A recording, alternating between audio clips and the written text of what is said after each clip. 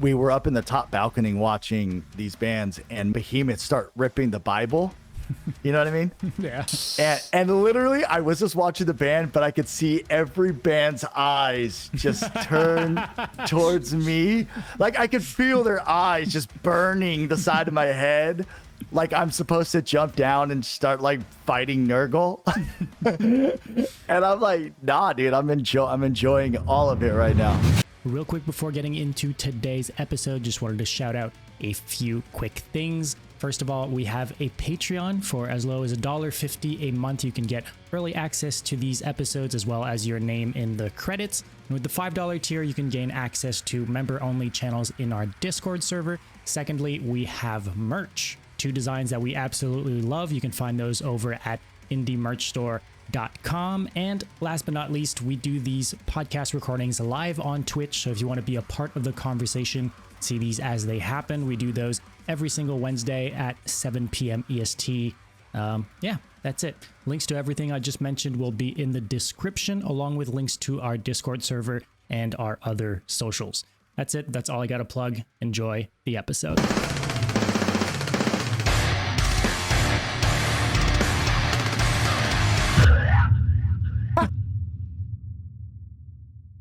Here we are, ladies. Yeah, I think. Hey, What up? hey. No, finish that. Finish that Star Wars rant, dude. Let it out. I mean, okay. I mean, if you say so, I was basically saying for people who just tune in because the show's going to start there. I was basically saying that to me, I'm not a big fan of like the Disney Star Wars, especially like the later things. It's like rather lame if you ask me. Like out of any stories they could have picked, the So 7, lame. 8, 9. I don't know what they tried doing there. Like. One of the worst. I slept on it. In like I tried the first one in theaters. It was terrible. I gotta give credit for Rogue One. I think Rogue One was a good movie, but the rest. I mean, terrible. Brooke, Did thoughts they on make Star Wars? Did they make it all gay? I don't know actually. It's a good. The woke Disney. That's where Yeah. It's a good question. I didn't Are even all the watch Jedi's anything. gay? Okay, me either. Me, my son did, but I haven't.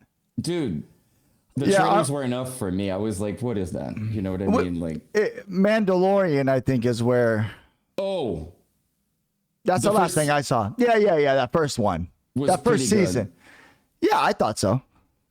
I liked it. No, you're right. Yeah. I forgot about that. You're right. I watched the first season of Mandarin. It was good. I think I put 1 or 2 episodes of the second season, and then I tapped out immediately. Didn't try it. No, I didn't try it either. Yeah, neither did I. Look, I did the research for the both of y'all. You guys don't got to. It's chill. All right, Thank cool. you. All right, done. Thank you. I wasn't really Done. interested in if I'm on it. Like I was like, that's. But my rant was also about the fact that there's so many stories, so many things they could explore that we didn't see, like Class of Jedis and stuff, and they're so like focused on no lightsabers. Why? Like that's like half of it. Like what are you like? I don't know. That's kind of my rant. I'm like, Isn't there like a Star Wars metal band? Yeah, Like like Darth Vader's? Yeah, the Galactic something, right? I want to say Galactic Empire, but I don't think that's the Yeah. name. Fuck. It is something like that though. Yeah, but it's like Darth Vader's on vocals or guitar or something. It's pretty sick. Yeah, Galactic Empire. Yeah. Yeah. Get on didn't it, know Jan. Oh Dude. man, it wasn't Facebook time, so you don't know about it. that's Yeah. That checks out. Yeah. It's post MySpace, bro. So yeah, you don't know. I think you gave up on music after what, 2010? Yeah, maybe I tuned out entirely. When MySpace died, I like to think, well, I don't like to think, but I think I died a little bit at the same time in that moment. So I had to recover over the years, but I missed out on a lot of... Yeah. For worse. Yeah. Let me judge you by your posters. Okay. Well, it's not... Yeah, you're going to quickly realize that I live in the past. That's what you're Yeah, you do. Yeah, I see that. I know this. All the clips, all the past. All right. Dude, I've received some message. I felt bad a few times. Like, I'm not kidding. There's some people who are just like, who sent me a message and they're like, I like your content, but it kind of make me sad. And I was like, well, Yeah. that wasn't my goal. I just want to say I that think we were everybody- lucky to- I think everybody wants to live back there, dude. Yeah. Yeah. But it's the Simpler era time. too. Yeah. Simple times. It was just, there was no business involved, dude. It was just, simpler. It was friends releasing music together. Yeah. I feel like most of it, as Right. lame as it can sound, but it's true. Like it was just like Yeah. friends having fun, being on MySpace. So yeah, like now there's all the gatekeeping and like all the, you're not cool. Yeah, everything's in boxes now, right? Back then it was kind of like everybody can kind of do what they wanted to do, and it was cool, and everything was mixed. Like, yeah, like nowadays it's so businessy, and it's so everyone has their own little cliques. So it's also Nah, less, yeah.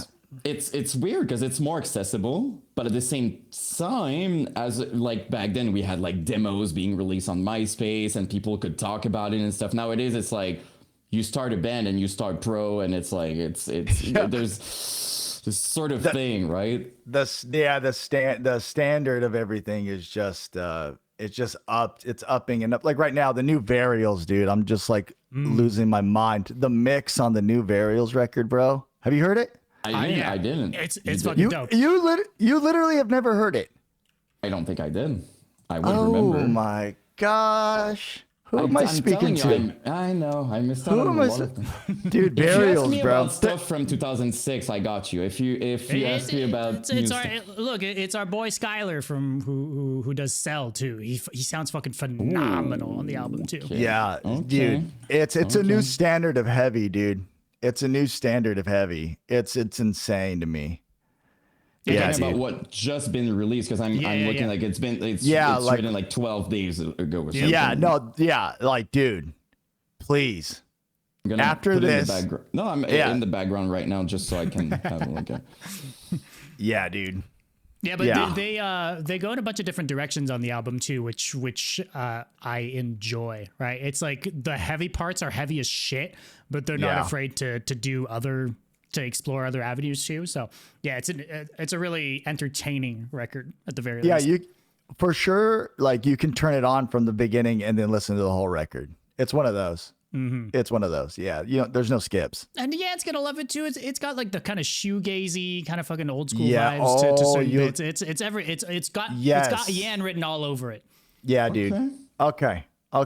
Yeah, because living in the past comes with that. Like I love all the new metal, the sort of Deftones stuff like that. Like I don't know, it's not really new metal, but you get the. Okay, let me get a reference. How old were you in 2006?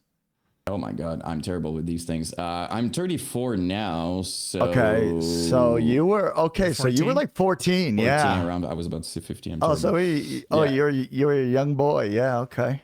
Cool. I love hearing that because I don't feel like on this show it's rare. Usually we're the old people talking about MySpace, and they're like, and we're like the old people being like, we saw the beginning of internet, like type of discussion, you know. Oh, I know. I love when I talked to Phil and he was like, dude, I'm 41 or something. I'm like, yes, you're old. Like, you know what I mean? Because I'm 39. So it feels good when I'm like talking to like, I talked to Phil like a few months ago and I was like, how old are you again, Phil? And he was like, dude, 41 or whatever. I think he's like 41. I was like, all right, cool. Nice. Just to rub it in his face. Yeah, because I feel old and I'm like, nice. There's someone above me. Someone that's very respected that's above me. So we're cool. Yeah. Yeah, it's crazy to think about it because he doesn't look 41 for like one minute. You know what I mean? 41 2026 is not 41 1991, dude. Oh, no. Not at all. Nope. Not at all. Yeah. Not close. Yeah. Dude. We're a weird generation, I feel like. I don't know if I can blow this up more. I was looking at these photos earlier of like Phil doing guest vocals for you guys on some of the tours and shit. and that's what I'm talking about. You think Phil would ever come up on a Doom show anymore? Probably not, Maybe. Maybe. Maybe. All right, I won't throw it off the table. Look at him. This picture rules. Wow. And look at that. He has no Look at- necks on He has it. no neck. There's And no a neck. photographer decided this one made the cut somehow. But Look at that, dude. Us wearing the Chapel shirt, him wearing the Doom shirt. oh, Look at dude, this. most of the pictures of you live are either in an Aborted shirt or a Whitechapel shirt. Those seem to be the only two bands you've ever repped. Dude, Aborted's what got me in the game, bro. Mm-hmm. Aborted's the one, bro. I mean, talk to me about that. Yeah, dude. It went straight, it went straight Korn, Biscuit, 9 Inch Nails, all the Static X, Mudvayne. It went that. And then, dude, one day I played baseball in high school. So one day no one in my school listened to like heavy music. But this one day when we were at practice, this guy, unsuspecting, bro, the bleached spike tips, puka shells, like total clean cut guy. And I was listening before a game. I was listening to my headphones and I was listening to Korn, and he was like, "Brooke, you like heavy music, right?" Like we talked a little bit, but we didn't talk that much. He was a grade older than me, and he's like, "You like heavy music?" And I was like, "Yeah, dude." And he was like, "All right." He's like, "After the game, come to my car," and I was like, "Right on, yeah, I'll be there." And dude went to his car. He brings up freaking Gormageddon, which, if you haven't heard that record, that is like peak death metal right there, and it literally changed my life, dude. It changed everything. And then I went to go see Cattle Decap, and then it was just from there. It's just been slam death metal. Yeah, those are pretty strong entries to like a pretty extreme compared to what you were listening to just prior. Oh yeah, but it clicked. I think that guy knows that he's responsible for creating, like that. Sven's the GOAT, dude. Yeah, he probably doesn't, but definitely doesn't. But shout out to Aborted, man. Oh yeah, no, Aborted for sure. But I meant the dude in the car. Like that person doesn't know. Yeah, shout out Alex Lopez, man. Shout out Alex Lopez. That guy's what started it all, dude. He's crazy. He sparked the fire. That's insane. Yeah. And then it was literally like right after that, I was like, find the first person I know that plays any sort of distorted guitar. Find a drum. It was immediate. Like, I've got to find some dudes. I've got to find them. And then eventually you're already trying to, because like I know you said you were listening more to new metal and stuff like that, but there are some screaming sometimes. So were you kind of starting already to try to do vocals like that, or no? None, nothing.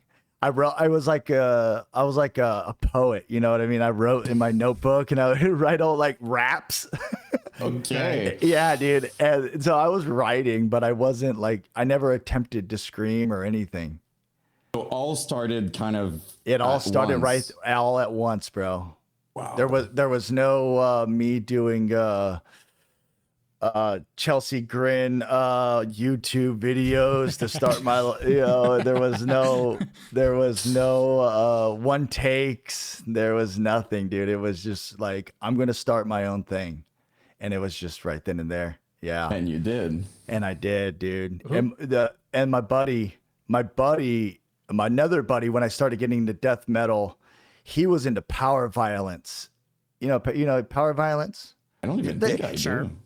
Power violence is like, it's just really fast, like punk kind of stuff, but it's like the 30-second songs that like on a record there would be like 60 songs, and it'd be like and it's over. Pure chaos, basically. They just scream the song name that's like a really long title, and then that's it.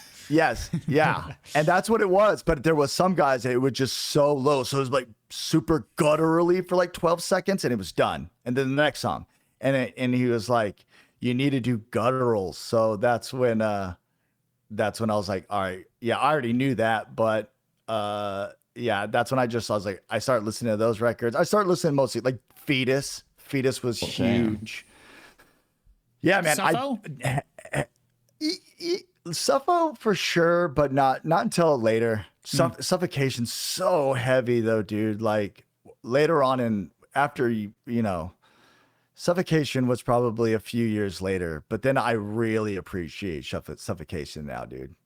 So like, no, I love all the death metal stuff. So that's what really started us into slam and metal, right? Like, and then we started, and then that's when, and then here comes your era where then we heard the first Suicide Silence EP. Yes. And then it was Suicide. And then I saw Acacia Strain. And then, you know, that's where that whole era. And then I was like, oh, holy crap. You know, this is like, you know, and Hatebreed, Satisfaction, that record, bro, just so much slam in that too. And so I was like, I just, there's something about slam that just, and it hasn't stopped, dude. Like my favorite band right now is like Body Box. You guys listen to Body Box? Dude, Yeah. so they're right up my alley because they're so trashy, like white trash. and I mean that with all the respect in the world, dude, because I'm so trashy. I think you'd agree, to be fair. Yeah, no, I think you would too. I think they would take, like, they're NASCAR. They're like, yeah, I love it, dude. I love their whole vibe. So like, shout out Body Box. Shout out, you know, Cave Mode. Have you ever heard Cave Mode? No, that I don't. Oh, Cave I always feel Mode. better when Dumb doesn't know as well. I'm like, okay, I'm not, you know. Yeah. No. Yeah. So I'm just like, there's something about slam, dude, that just totally scratches that itch that I have in my brain, man. So, When you talked like, okay, I want to do this thing. I want to do vocals, and you started talking about wanting to just find whoever the fuck to like make music with. Does that get into like bands before Impending Doom, or was that like straight into Impending Doom? So we started a band. So the first band we ever started was like in 2004, and it was called On Sacred Ground. And we recorded a 3-song demo at a buddy's house, burned some CDs, sold those CDs for like $2 at school just to get some extra pizza money. And then we were like, it was like it was not hardcore. It was like the gutturals and stuff, but it was very like, it was like hardcore-ish with slam. And then I was like, no. And because that was, I think, because of the limitations of a drummer. Because I think the guy that we used very first was like Blink-182. You know, it was just, it was like, he wanted to be, he wanted to be in a band. And so he was kind of like, he had the one beat. You doing inhales and just like playing Blink-182 drums. Yeah. So, you know what I mean? So then we were like, all right. So we went through a bunch of drummers and then finally landed on a dude that can just blast and just do anything we wanted. And then that's when Doom started.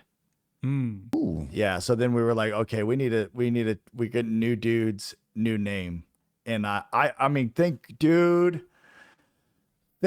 God we landed on Impending Doom because I was reading, you know, the medical dictionaries, you know. Oh my God. Yes, sir. Yeah. The name, thank God the name was already taken because we were going to be called what was it called? Rigor Mortis. That's what we.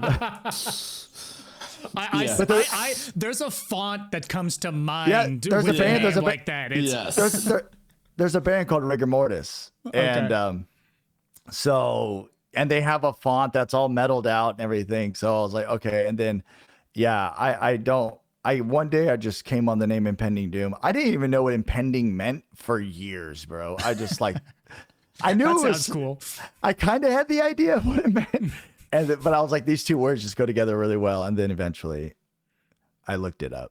Yeah, and then I was like, all right, it works. For what it's worth, I always felt like it was one of the best names. You know what I mean? Because like it's for a heavy band, it works. Yeah. No, that's like there's one thing that I'm proud of. It's that name, dude. I love that name. Yeah. I wouldn't want to. Sounds right, you know, because it's so easy to have like a death in it or whatever, like all the names, you know what I mean, like shadow and words like that. Which is okay, but I mean, Impending, it just sounds badass without being corny or you know what I mean. So I don't know. And at that time, it was very easy to go the corny route. Well, It like was. Like rigor mortis. You're like rigor mortis.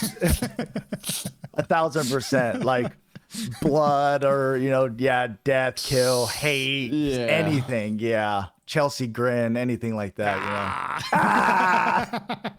It's just good. It's okay, but I love them. I love them. There's like so many names that was like sometimes the words would just be not in the same order, but it's almost the same name. Like we saw it like so many times. So the amount of bands that sounds like As I Lay Dying in terms of words, you know what I mean? Like Right. it's almost Yes. the same. And there was like 50 billions.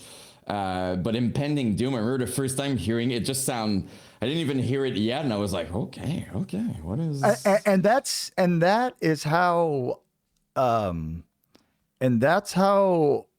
when you're buying CDs. So we had a local music place that sold CDs, and that's how I bought CDs, was off band names. Mm-hmm. Yeah, just something that sounds cool. And the cover Artwork and the artwork. Yeah, artwork and the name, dude. If those two things were solid, I bought your record. That's how I discovered very early on Despise Icon. If I remember properly, I bought like an old CD and I wasn't disappointed. Are they from where they're Montreal, right? Mm-hmm. Yep. Mm-hmm. And that's where you both are? Mm-hmm. But Ish, we're but close to That would be the closest hub. Yeah. Yeah, like Beneath the Massacre, where are they from? Yeah, same place. Yep. Okay. Ion? Same place. Wow. That's insane, dude. I mean, Cryptopsy. Cryptopsy is like coming back like big. Yep. They're doing really well. Dude, 30 years of None So Vile. That's right crazy. now. That's insane, dude. And they're still killing it, man. I really fuck with their most recent record. I just listened to it. Yeah. It's like a modern take on Cryptopsy. I think it fucking rules. It's rad. And wasn't the drummer, the bass player was like in a really big band, wasn't he? And he quit it to focus full time on Cryptopsy. But he was like I want to say he was in the bass player was in like a bigger band. I don't know. I don't know the intricacies of the members, but yeah, I think I read it. I could be wrong, but I think I read that somewhere, and I was like, wow, good for him, dude.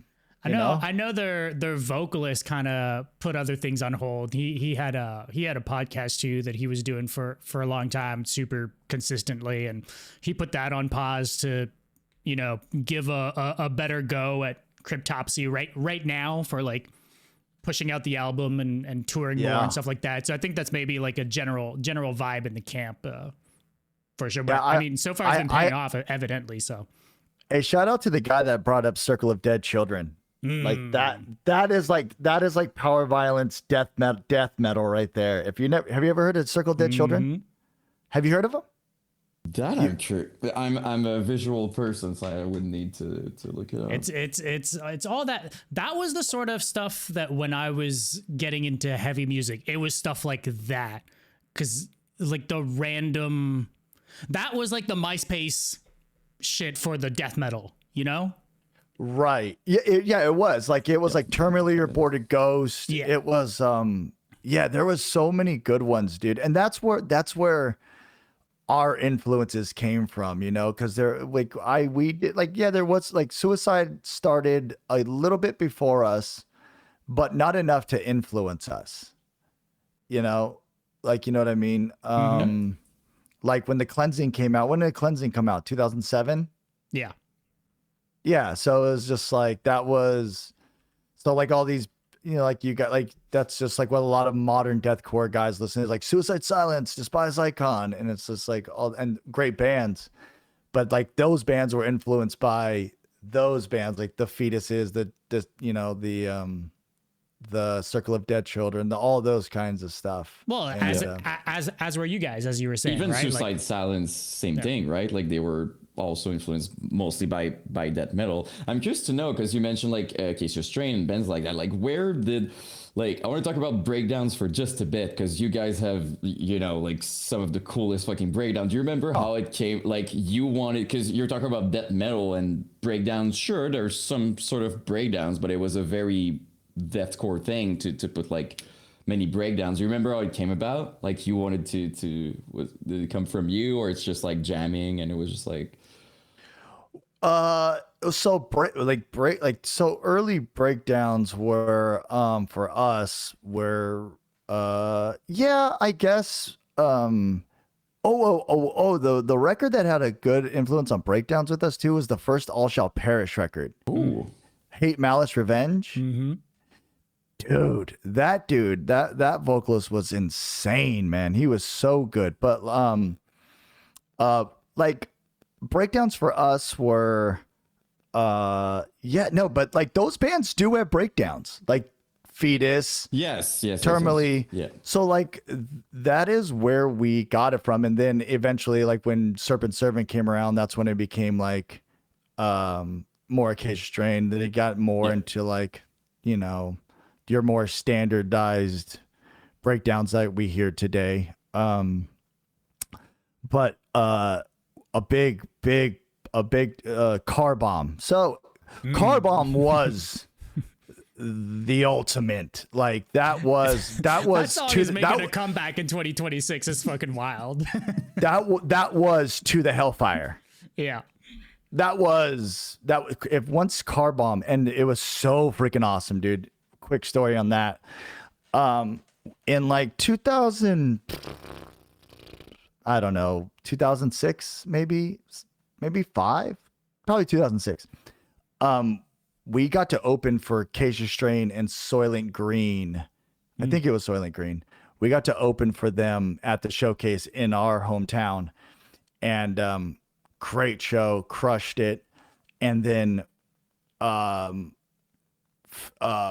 Vincent actually like reached out to me and was like, dude, like he loved it or whatever. If after our set gave me my props and like, dude, this is Vincent. Like, this is like big time. And we were just blown away by that compliment. And bro, when he went on stage, there was like us and maybe a couple other bands and then Acacia Strain. And he dedicated Car Bomb to us, dude. And the place just exploded, dude. Like it erupted into something. I'm like, this is what people that aren't into death metal need to see. Like I get putting on a record and like, I don't understand anything. This sounds like noise and blah, blah, blah. Go to a show and then tell me that. You won't. Like no one that's ever been to a death metal, like a show like that, leaves and goes, you know, they go like, that was insane. That was awesome. I want to go to the next one and the next one and the next one and the next one. So, yeah, no. So when we got that kind of like that cosign, I guess, from them, then we were like, oh, we need to get heavier. It was like, we need to get heavier. Yeah, we need 7 strings now, and we need 3. And we at the time they had I think 3 guitar players. Yeah, and we did have 3 guitar players at one point. Mm-hmm. We did. It was a thing though. It Chelsea was. Green, Whitechapel. It was a thing. Yeah. Wow. Chapel's still going strong with it. Same members except for the drummer, dude. That's an accomplishment. Oh, like, absolutely. After that long, because what they're like crazy, dude. It's over 20 years now. Yeah, they're a 20-year band. It's about a 20-year. They're on a 20-year run. Yeah, they've been at the top for 20 years, dude. Mm-hmm. Like shout out them, man. I love those guys. Oh, yeah.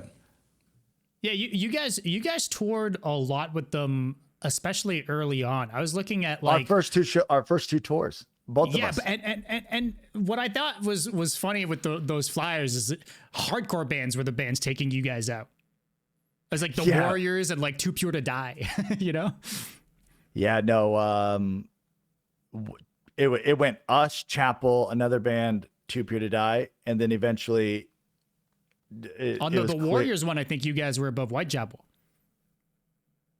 Maybe because that was in California. Oh, okay, maybe.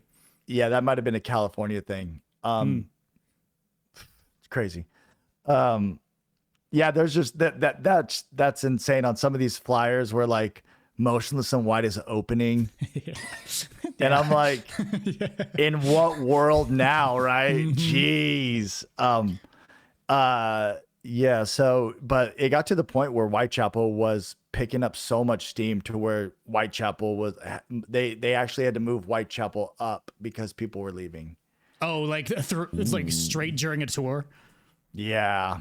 And that's like, I mean, no one does That's that. like an unheard of thing. Like, That's those situations happen, but the Switch never does. You know, Yeah, bands have too much pride, or it's just set up in that way, and it is what it is. And yeah, like Lorna Shore, when they blew up, and they kind of did their first tour while blowing the fuck up, was like a Carnifex Suicide Silence tour, but we're talking like early 2020s. Carnage.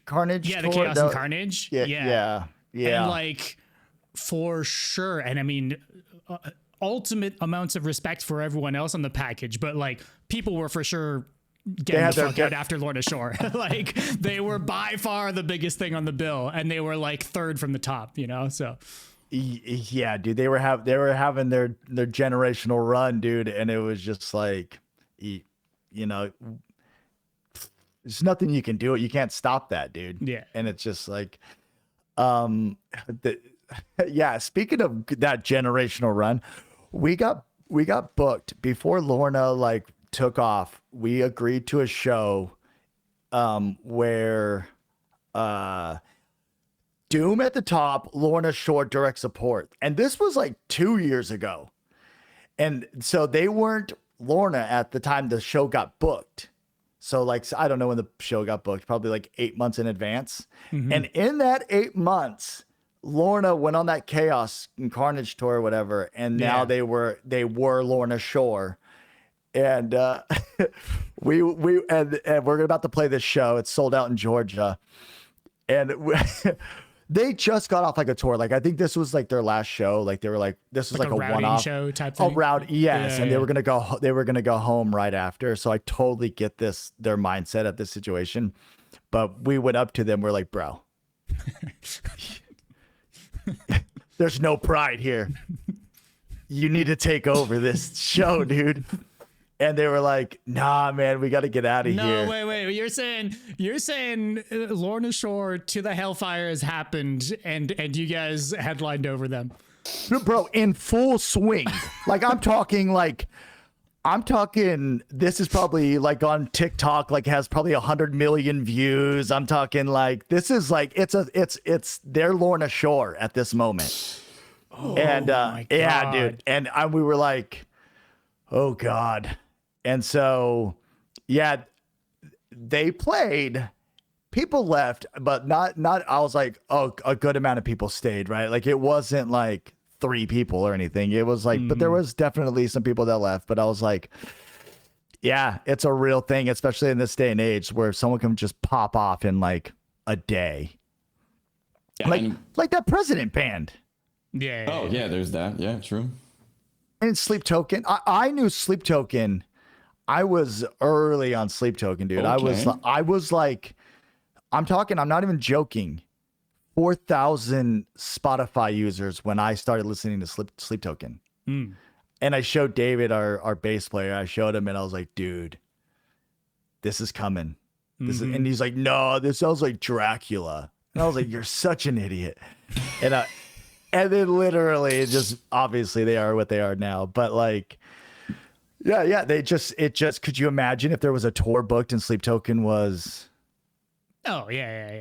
3 of 5? Oh no, I mean, yeah. You're just like, yeah. You don't want to play afterwards. You're calling management, booking. You're calling everybody and saying, oh, you're dropping the tour. Yeah, we're all sorry sick, guys, we can't make it. We just retired, so yeah, you're giving them your guarantee is what you're doing, and you're hoping that they allow you to stay on their tour. Yeah. Just a very quick interruption to talk about the sponsor of today's episode. As always, the homies over at Indie Merch Store. Huge shout out to them for supporting the show. We've got two things to shout out today. First of all, we got to talk about Arcspire. They have an upcoming album called Too Fast to Die. On a personal note, I think 3 singles have come out so far. Absolutely fantastic. Well, they've got a bunch of stuff on for pre-order for this album over at indiemerchstore.com. We're talking tees, there's flags, hoodies, long sleeves.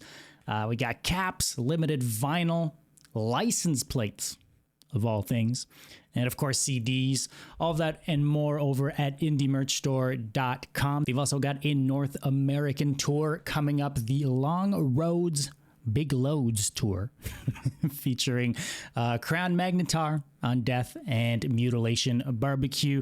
That is hitting all across the US and actually a surprising amount of Canada dates as well, even on the West Coast and throughout the prairies. That is coming to y'all in April. Now, the second thing we need to talk about is 6 Feet Under. They have a brand new album that just got announced. It's called Next to Die, coming out through Metal Blade Records. There's a limited vinyl, there's CDs, and of course t-shirts, all that over at indiemerchstore.com.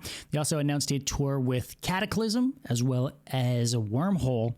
That's also hitting Canada and the US in July and August. So be sure to check those dates out.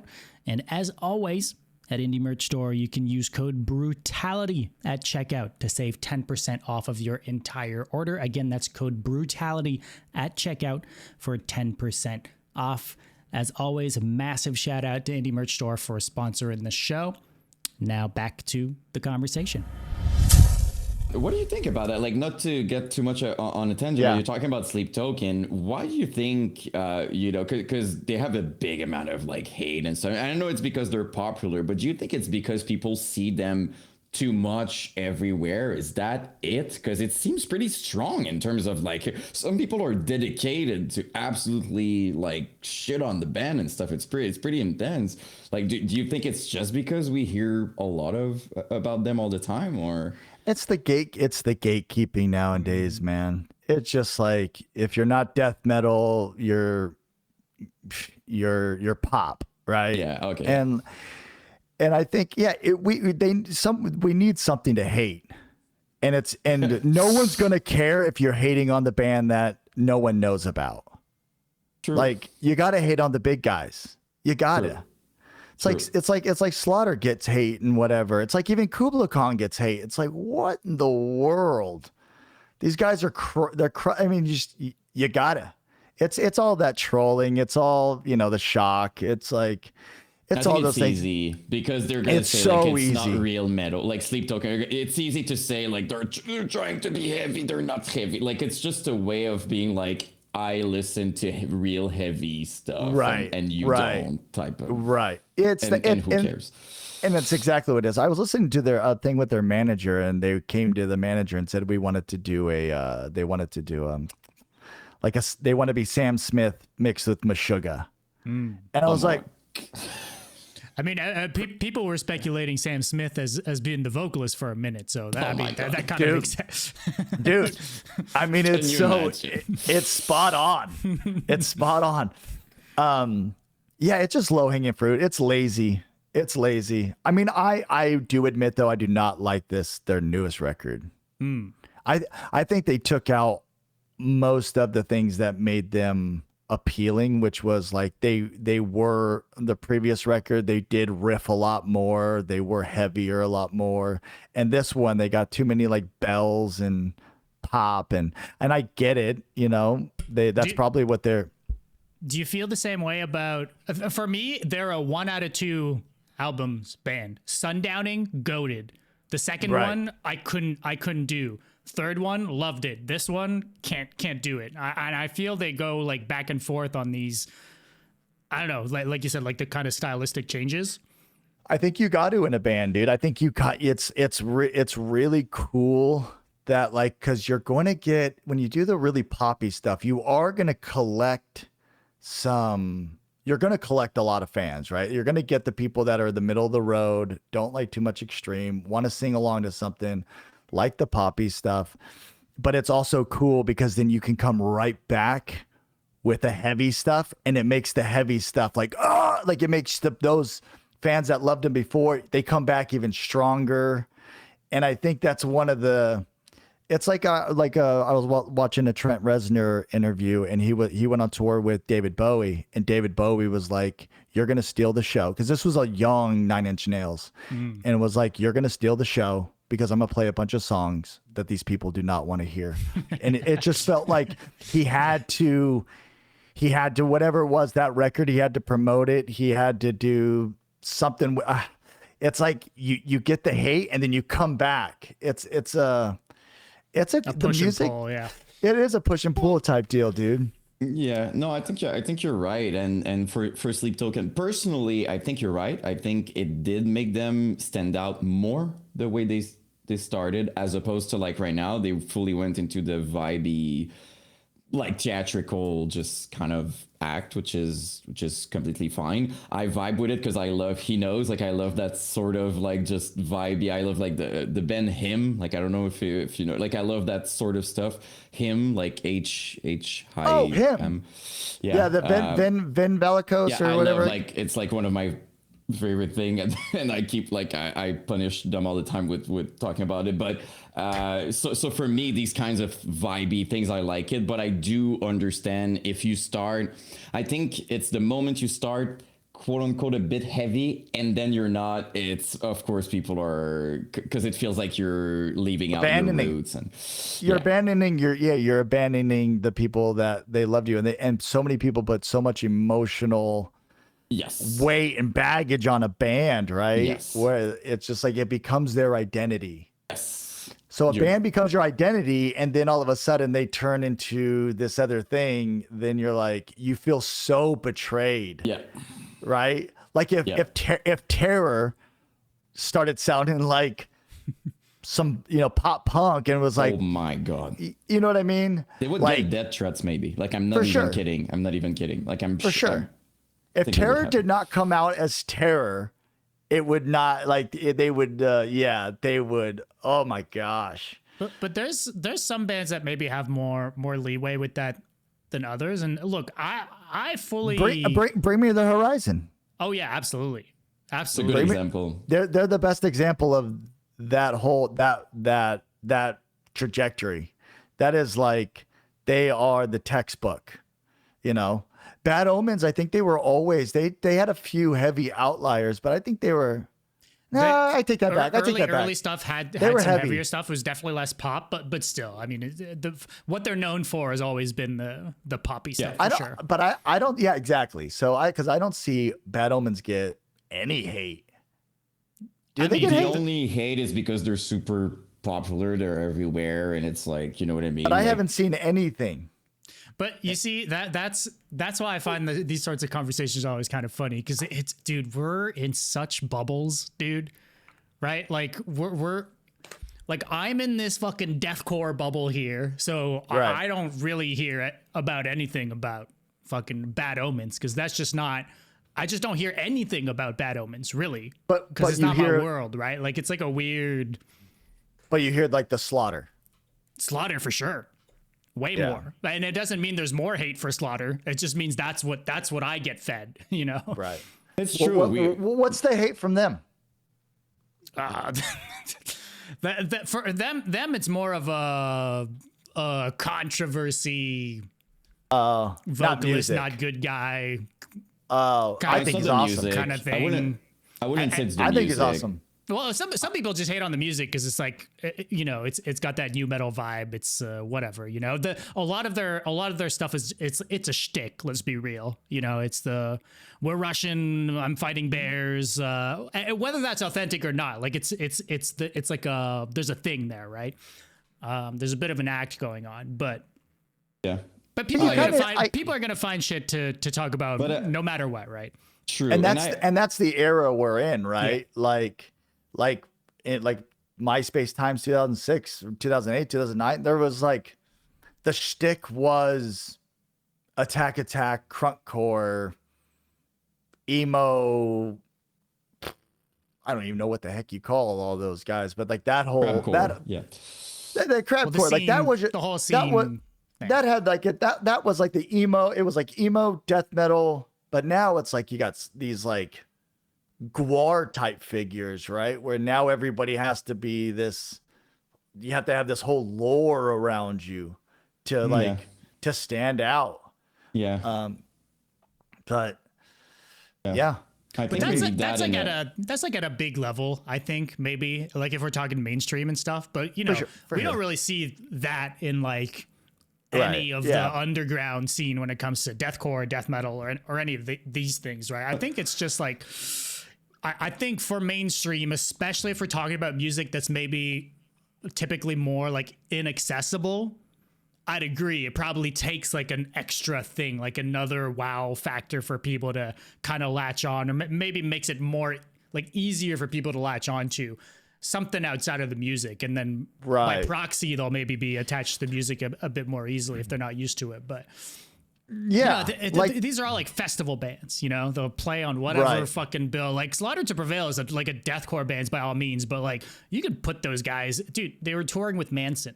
Like they could play put with them Limp on Bizkit. Whatever the fuck, you know, and it play works. with right? Korn easily, like, but and I'm gonna give credit to that. Like you mentioned, like the whole bear thing and stuff like that. Like that's a take that I've been having for a long time. If you take any mainstream or any success to any scene, you need stuff like that. If it's just guys making metal, it's gonna be guys making metal for guys listening to metal, and it's gonna be ending there. There's nothing wrong with that. I'm just saying we for it to be bigger and to sell stadiums and stuff like that, it needs to reach outside of it. If it's just like, hey, here's our metal song, like, so that's I think bigger picture stuff like To the Hellfire, it was a different reason. It's just like the noise and everything. But the reason why it blew out like that, it's not because of the metal scene. It's because people outside of the metal scene could share that without any context and be like, holy shit, what is that? And I think it's that kind of things. I'm sure tons of people know about Slaughter to Prevail they never listened to that in their entire life. They just saw a weird dude fighting a bear and they shared it. So what I'm saying is that I'm not saying you have to do that. I'm just saying these things, I think, is what make it bigger and accessible to people from outside. I agree. So. You can share the bear fighting with all the normies and everyone's going to love it. Right. Like, and I think that dude, for sure. Exactly. And I think that dude's legit. I think, dude, he's getting bare knuckle boxing, bro. Like, yeah, he's crazy. He's insane. It's like he's like legitimately fucking insane. He's the metal life. If metal was a person, it's like like he truly is doing it. Like he's gonna. I was like their bass player and we talk a lot. Like we're gonna release a song together. Oh, yeah. No, he's a great Mike. He's like these people I meet, they're so freaking cool, dude. Like, so no, I think he's legit, and I think that I think you're right. I think when you offer something outside of the metal, that it definitely can bring more people to just your audience, and when people connect with you personally. They're your biggest. They're loyal to you, and so. But I wanted to ask you. Lorna Shore. Mm-hmm.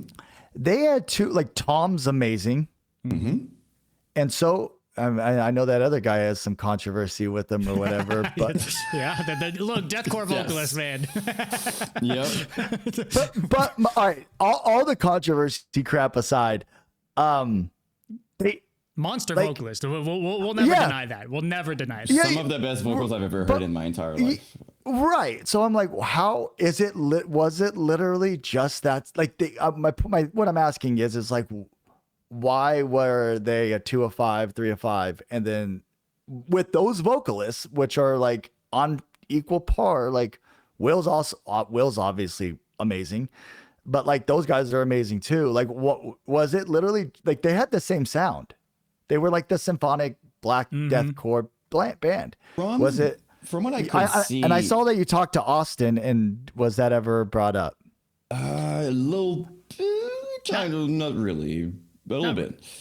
My read on it is, was there a rise going on? And then they got rid of a guy, and then it happened, or was there like where they were stagnant, and then it was just like Will came to the picture? They were blowing up with CJ. Yeah. Okay.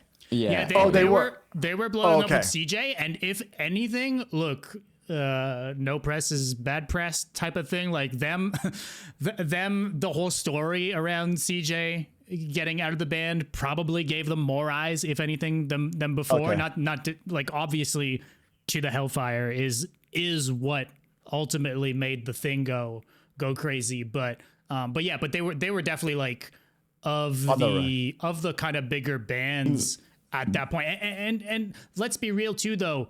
Deathcore was at an all-time low at that time. So like being one of the bigger deathcore bands didn't really, grand scheme of things, didn't mean all that much, right? Oh, bro, let me tell you about that. I mean, if you were big in 2006, 2007, 2008, 2009, like in deathcore, you were like 500 people. Bro, like 400 people, 500 people, maybe you got on a big bill and it was maybe 800 people. I mean, I went to Lorna Shore and they played the arena in my freaking It's not town. even close. It's not fucking close. And I'm like, yeah. and I'm like, And in your I'm mind, like- you're like, they opened for us. No, I'm kidding. Lorna, yeah, they opened a few.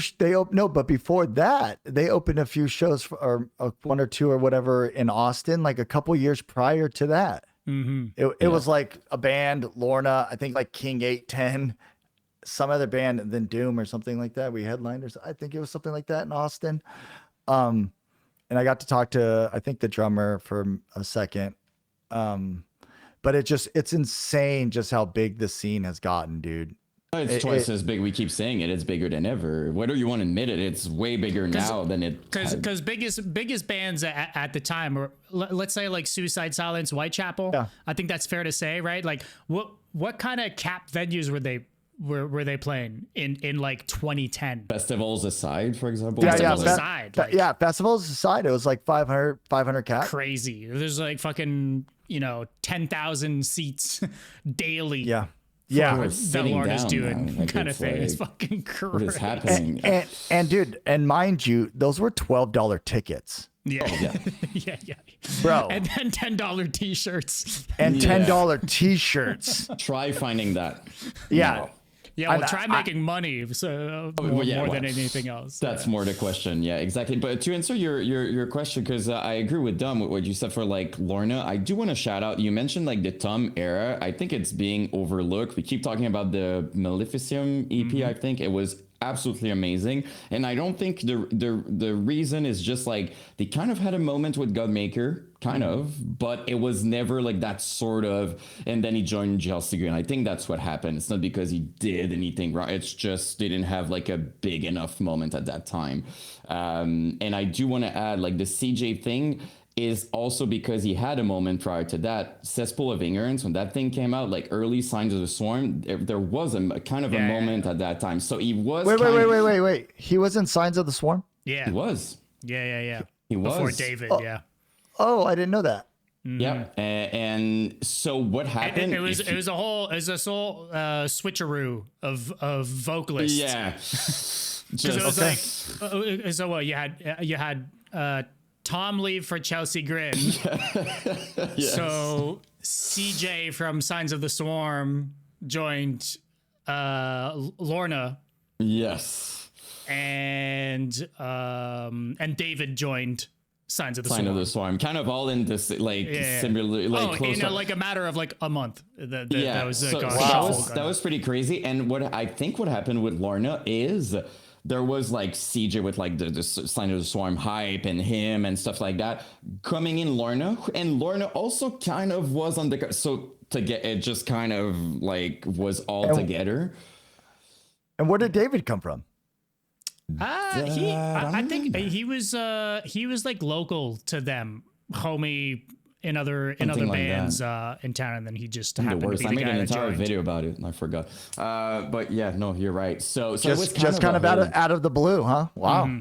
yeah. Was he doing the deathcore covers and stuff like that on YouTube, or? I don't think so. No, He does a shit ton now, though. He's like on that content game recently. I've been seeing it. Yeah. I made a It's in my joke feed all the time.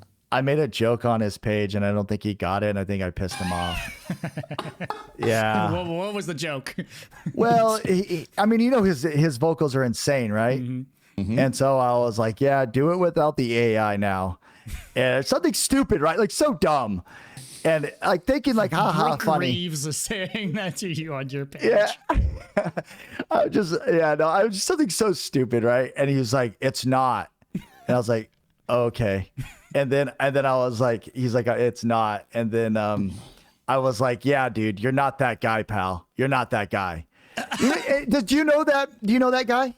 The guy in the store that said you're not that guy? Yes. Oh, yes. About to fight. He's like an older dude. Yeah, And he's just like, you're not that guy. Yeah. So I said that, and he never responded to me. And then like a couple of his fans were like, "Why are you so bitter?"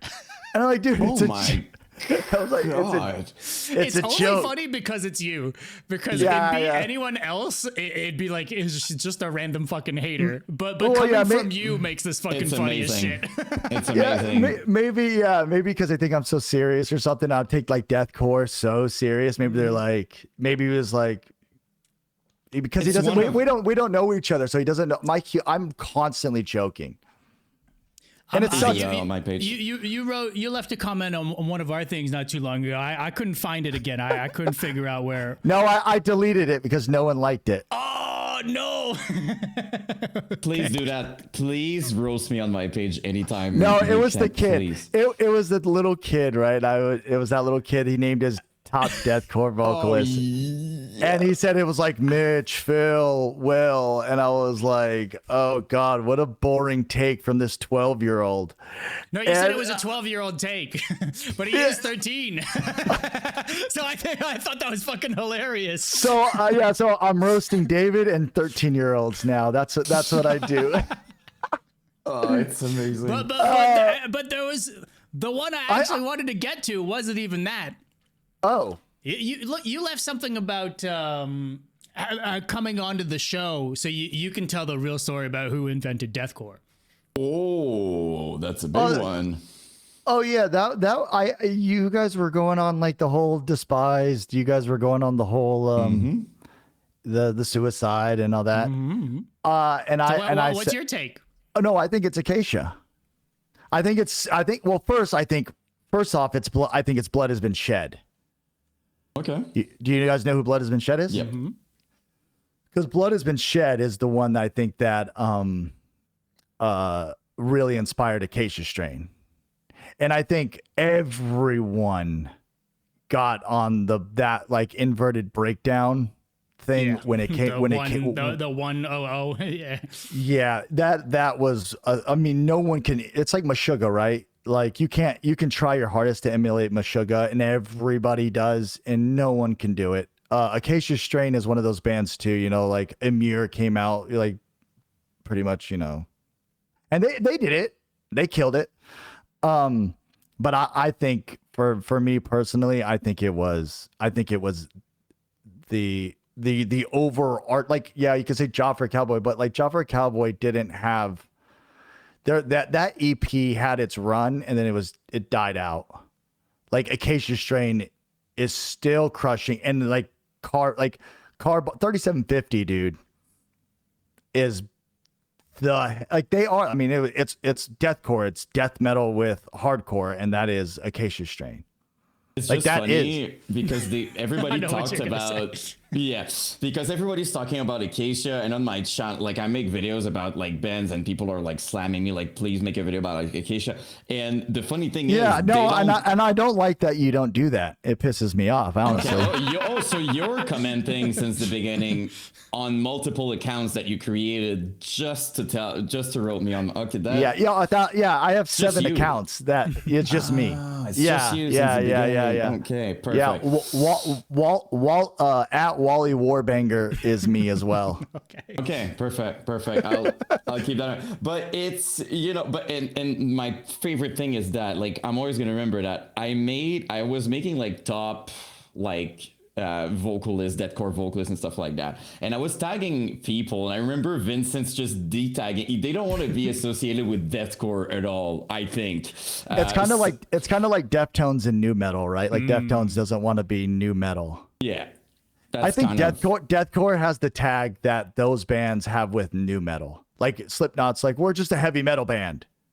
Yeah, and It's Okay. often that, and I think we talked about it on the show. But for a Casey strain, I would be curious to know like his take on it. But it's, as you said earlier, during those years, it was like the crabcore emo type of thing, and they're just like tough dudes. They look hardcore more than anything, so they probably kind of it's my take. I'm not saying that's what they think, but they probably associated deathcore with that sort of, and they're just like, that's not us. Like they were probably like, we're not that, because they're closer to hardcore, if something. So I think that's. I can understand that, yeah. But in the year 2026, are we serious? Are we still for real? I was talking more in the context of. Yeah, but it's still like that. So what's the explanation there? Vincent is 100. Yeah, no, Vincent is 100% like a hardcore kid. Yeah. So like, he does not want to be, I'm sure, associated with the, like, that's like kid stuff, right? Like, no, we're more, mature and we're older and all this stuff. Like, we're not going to associate ourselves with, the youth. I'm trying to think the youth, but I'm trying to think of, I like when dudes name bands, right? I don't like vague. I'm trying to think of like oh my gosh, what's like a 2006 deathcore band? What's the band that, this is good, has in their logo, it has the upside down cross. Rose Funeral. Yes. They don't want that. Great shout though. Great shout out. Yeah. Rose Funeral. I think we played a few shows with them back in the day. Wait. Quite a contrast. Okay. I love that. We have to talk about that. We have a lot of stuff we want to talk to you about. Yeah, you're mentioning 2000s. Okay, go ahead. Go ahead. Well, I mean, look, we're talking about that, like playing shows with, let's say, Rose Funeral, but for sure, like Carnifex. I saw a flyer with Catalepsy, which is like another band with an inverted cross in the band logo. Oh, Catalepsy, yeah. Those guys fucked. Yeah, they're good. Great deathcore, but I'm curious, like a Christian deathcore band playing with these bands. What was that like, and maybe the perception or? Good question. Yeah, no, because we're for context too, like 2006, 7, 8, right? Like it's a different time. We're also all kids, I'm assuming, right? Like it's a different time. Yeah, so 2006, I just graduated. I graduated 2005. So I was probably in 2006, 18, 19 years old. Mm-hmm. But we came out the gate. I think we beat the stereotype of like the August Burns Reds and the As the Lay Dyings and the Under Oaths and all that. And we just came out hard. And that was my goal, is to come out hard, not play, just Christian fest after Christian fest after Christian fest. Like I wanted to be on the tour with Dying Fetus. I wanted to be on the tour with all these bands. And dude, nothing but love. Ever. No one has ever given us crap. No band, no nothing. Like all of them have been, I mean, at least to my face, right? Like they could be like, these guys screw the moment you leave the room though. Yeah, screw that guy. Yeah, no, but we made friends with them, and like I'm rough around the edges, dude. Like I don't sugarcoat. Dude. I'm just like, dude, I didn't grow up Christian. So I grew up in like smoky bars, dude, blast, it was all about, drinking and like where I grew up, dude, it was just drugs and drinking and all around me and all that stuff. And like, that's just where I felt at home, dude. I feel like smoky bars, like when like we were playing shows when they were. Mm-hmm. That's why you moved to Texas, because that's still a thing. Yeah. Smoke. They would smoke. They would smoke like in the front row. And so many people got so mad at that, but I was like, like I'm all about it. So I'm not the guy that's like my goal is to not be offended at anything, nothing. Mm-hmm. So I think I come across like that way, and I'm just like a dude, just like how we're all dudes. Like I don't don't Christian it up. I'm a dude. Well, I'll meet you where you're at. You want to talk about God? We can talk about God. If you don't, I'll talk about deathcore. I'll talk about death metal all day. But like, it was nothing but love with all these bands, dude. Like, there's nobody. I can't think of even when we played, like we did a tour with Fetus and Joffer Cowboy and all that stuff. And even the fans, I mean, you get a couple of middle fingers, but I mean, everyone does, right? Like, yeah. Like everyone does. I mean, Bleeding Through went on tour with Slayer and they got like booed every night. I don't know if they, take that back. I don't know if they got booed, but I know they didn't get like recepted well, right? Yeah. They're not Christian. They're not Christian. They're just like, they want to see Slayer and they don't want to see you and they want to see Marilyn Manson. So, yeah, being doing the Christian thing, I think just since we came, maybe it was just we like the name and we came out so hard early on that maybe that was a factor in like, all right, we're not going to give them too much, you know, and we're not weak. You know what I mean? Like, I mean, you could try us. We'll So we got in the gym from an early age, just to make sure. Yeah. You know, we don't back down. But our thing is we rather make friends and not be offended at anything, dude. That's just where we're at. To be honest, I commend that. I respect that because as much as I get it, right? You had bands like For Today. I know it's more a metalcore band, but like super preachy, like all about that. They were even trying to save the bands on tours and stuff. And I don't mean that as just. I just mean that is perceived differently, and it's more like you guys. It's your message. It's personal. You're not bothering anybody. It's just like we're all making music and stuff. So it's going to be received I think more in an equal way as opposed to just like, hey, let me tell you about this and this. It can seem, you know what I mean? Like to some people, it creates more conflict, I think. Well, yeah, and I like that. I want the smoke. You know what I mean? Like I wish I want to do it more. I want to be heavy on it because I think I love people that just stand on business, dude. I don't care what you do. I don't care what it is. Like you just stand on it and you just like, this is what I'm all about. You know what I mean? Like even like Behemoth, I'm like, let's go. Okay. That's what you like. It fires me up, bro. I'm like, yeah, this is like in my mind. It's like my op, right? Yeah, it's like Behemoth, you know, like Nurgle. Yeah, come on, let's go. Say it. No, real quick. Speaking of Behemoth, we did it. I think we were on the same show, but it was us. It was a New England Metal Fest, and I think we opened up the main stage. But like the later bands was Behemoth and Meshuggah. And so like all the bands, like, so all the friends, right? Like all like, you know, I like Winds of Plague, I think was there, maybe a couple other bands that were just like our friends. We were up in the top balcony watching these bands and Behemoth start ripping the Bible. You know what I mean? Yeah.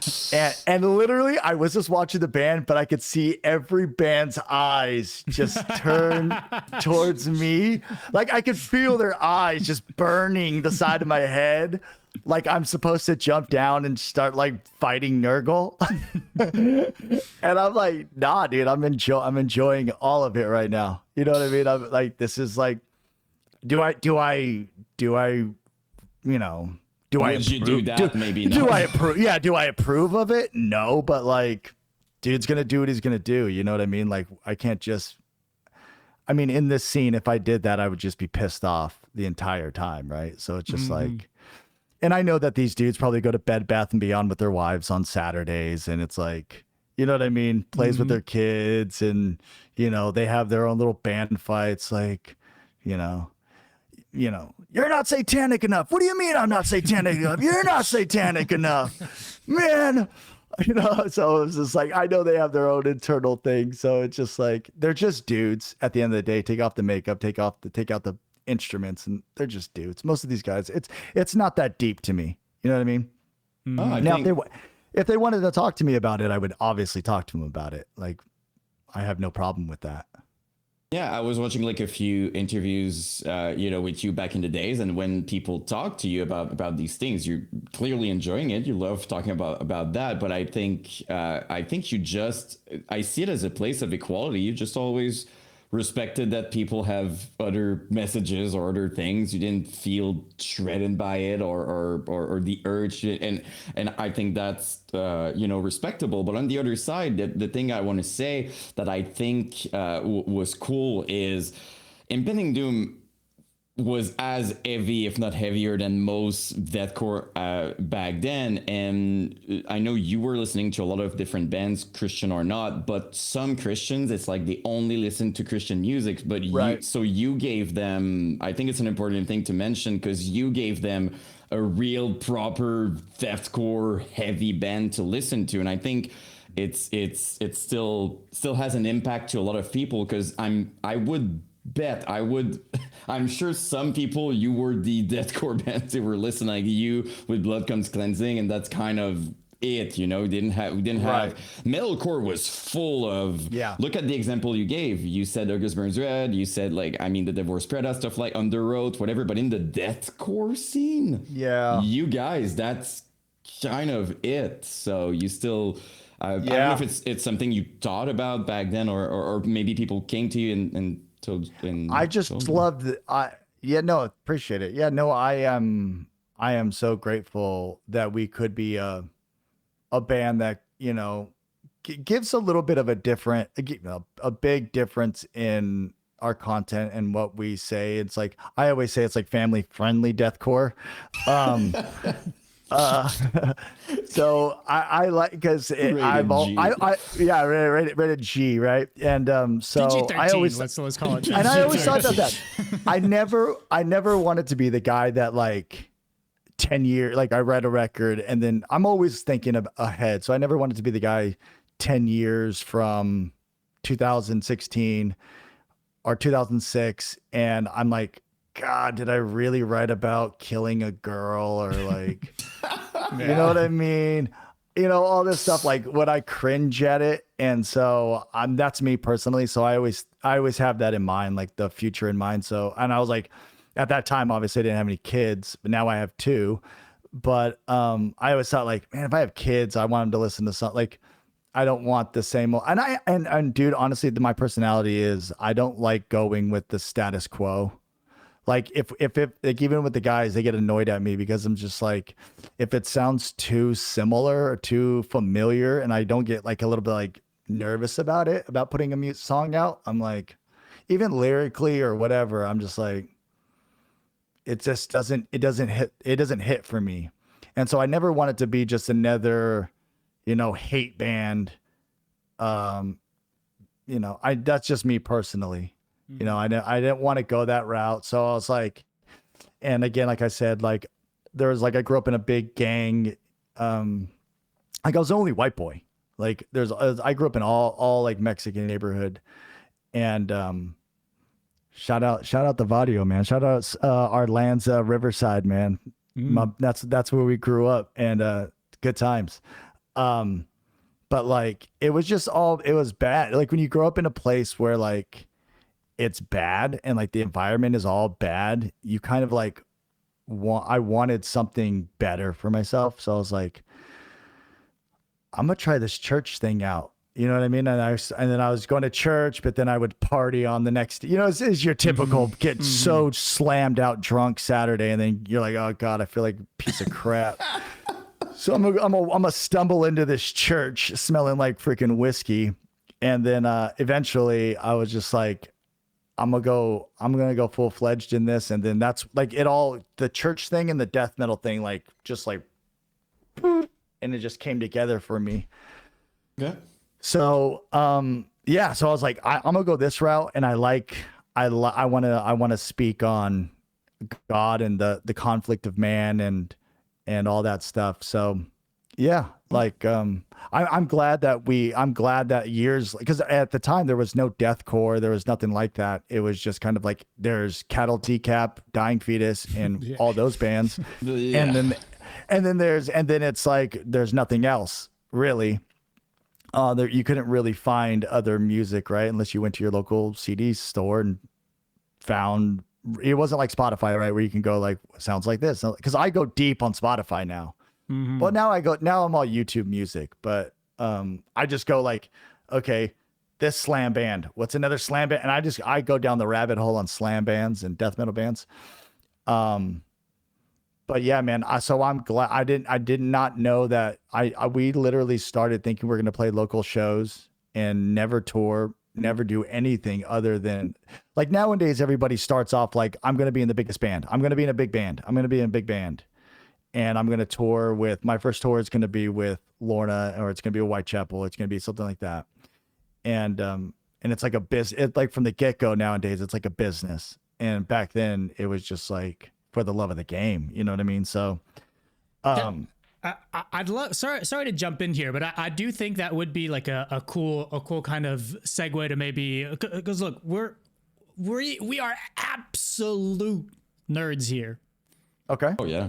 Anything we can learn about 2005 demo, and then we can get into some Nailed Dead Risen. I'd love to. There's no way we're not talking about Nailed Dead Risen. We got to talk about like what those days were like for you and the band, and like maybe some of the creative process or recording, or I heard a thing about how the Nailed Dead Risen was just supposed to be the EP re-recorded, but then the label, and then so we have to make these new songs too. And I don't know. I want to know even all, the label all about thing, it. period, how it came about, like all that stuff.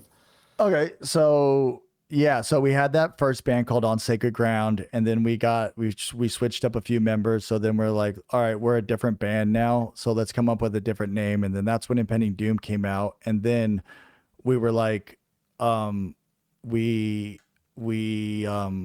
got another guitar player who was really good, and I would just listen to, death metal records, and we would listen to it in my garage, and I would be like, I would listen to a band and I would say, write me a part like this, and it would be like 45 seconds to a minute 30 of a Fetus song, and I'd be like, write me something like that. And then he would go, okay, like perfect. Okay, now kind of stretch that out, and then we literally just did that for like however long, maybe a few months, and that's literally how we did it. I listened to a record, and I would tell him to write it. He would write it. We get the drummer in there. We'd learn it, and then eventually, after we had 5 songs, we were like, okay, we need to record it. Found a recording guy that lived out in the middle of nowhere, just in a shack, had a little studio, and he said, I'll do it for $500. And so we did 5 songs in one day. I think he mixed everything in one day. Everything in one day. That's crazy. Yeah, what we had one day. Your first time recording vocals too. Your first time officially recording vocals. So No, we had one demo for our On Sacred Ground. The other Our other little band, we had 3 songs for that. So this was my second time doing a studio thing, and we did 5 songs one day. I think he even mixed it on the spot and gave it to us before we left. It's like, wow. Don't lose the CD because I'm deleting everything off my computer tonight. Oh yeah. It was probably one of those, dude. It was probably like, I gotta go home. I think that, I don't know how old the guy was. I forgot. To me, he was really young.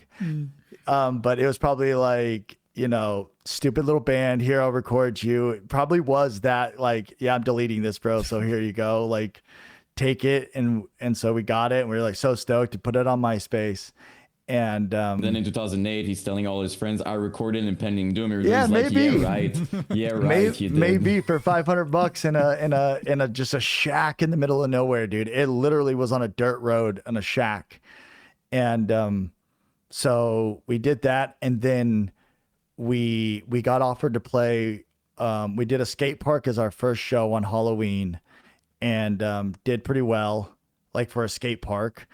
And then we got offered to do like a local band night, and we got to open for like bands from another town over. So I lived in Riverside. The next town over was called Corona. That's where Suicide Silence is from. So that's where like all the Showcase, bands all were. that. Okay. Yeah. No. So the show was at Showcase. Okay. So you know Showcase. So you know Showcase. Okay. That's famous. Showcase was the place. So these local bands from there were like, do you guys want to open the show? We had our bass player now, David, he lived in Corona and he had some friends, and I guess he told them about our band. And so I'm thinking this is how it went. Anyways, we got on the show, we crushed it because every other one on that yeah, dude. Yeah, that was like probably that. I don't know what show that was. But this is 06. I don't know. So it was around that time. Yeah, it was around that time. See, back in the day, see how like there's the white shirt guys? So the white shirt guys are like, those were the crowd killers. Those are the ones for like, those were the guys for like Suicide Silence. Like, so everyone during Suicide Silence shows would wear white shirts, and they were big dudes, and they would just smash anything and everyone that would be around the pit or whatever. Everyone in the second and third row are looking backwards. They're not even looking at the band. Because they know. Because they know. They're gonna die if not. Because they know. 1,000%. So we got offered to play those, like, show like this around that time, and it crushed. It did well. And then we got offered to do another show at like a church with the guys in Sleeping Giant. This is all around the same time, and crushed it. Did a good job. It was fun. And then we're picking up steam. We're like doing well, and we got offered. Or then one of the guys in Death Star, his name's Eric. He was in Sleeping Giant too. He gave our EP to Face Down Records, and obviously heard that first EP and was like, what the hell is this? And he was like, there's no way I'm signing these guys. And he was like, because it's so off the wall for Face Down too, right? Like they didn't have any like death metal bands. Yeah. They had nothing. They had really nothing like that. They had like Cyanide Beach, which Cyanide Beach was dope. And they had like Falling Cycle, but these were metalcore bands. And so there was appeal to them. Like you could hear what they're saying, you know? And so he was like, no, you need to come to one of their shows. And so he came out to one of our shows in Redlands, and the place was just, it was packed. There's probably like 500 people there, and went nuts, insane. And then he signed us, I believe, that night. And then, which was great because we had no money. And so he fronted obviously the first record. And then, from then on, it was just kind of like, oh, cool. We got a label, and we're going to do a record. So we're like, all right, we got to write some new songs. And yes, we did record some of the same, obviously a few. Yeah. The songs are slightly changed and stuff, but like, there's one, I For All Have Sinned, I think, is one that was on the EP, and the last song on the EP, and I'm just blanking now because we're talking about it. Oh yeah, in reverence of. Yeah, that's what it's called. It's like changed. It's like different than what different. That song became. Yeah. We tried to like church it up a little. We tried to pop it up. we tried to make it. We tried to make it a little bit more digestible for like some, still keep it, but it was definitely not as raw. But was there a plan initially to just re-record that EP? Like, was that a thing, or? Yeah, for sure. Because we were like, dude, we got like writing another. No one heard this EP, so like it really was like, let's record the EP. But then I think we went into like some serious songwriting mode, and we were like, oh, we don't need to use every song off the EP. We can just take the ones that we're crushing live, and we'll just keep those 2 or 3. And so kept those, and recorded 7 more. And someone was asking, I want to talk to him. Someone asked about how I did on Sleeping Giant's first record, I did a song, and it's like really heavy. that happened by that was like 2006, and it was like 10 o'clock at night. Tommy, the singer, calls me and he goes, "Brooke, I need you to come do this part." And I'm like, "Bro, I really don't want to," and blah, blah, blah. And he's like, "Just come do it, please." And I'm like, "Oh, Tom," I'm like, "All right." So I went over there in my pajamas and I'm like, "What do you want me to do?" And he was like, "Just sing these two to three lines." And I went in there and I did it. And then I was like, "All right, talk to you guys later." And then that song did really well for them.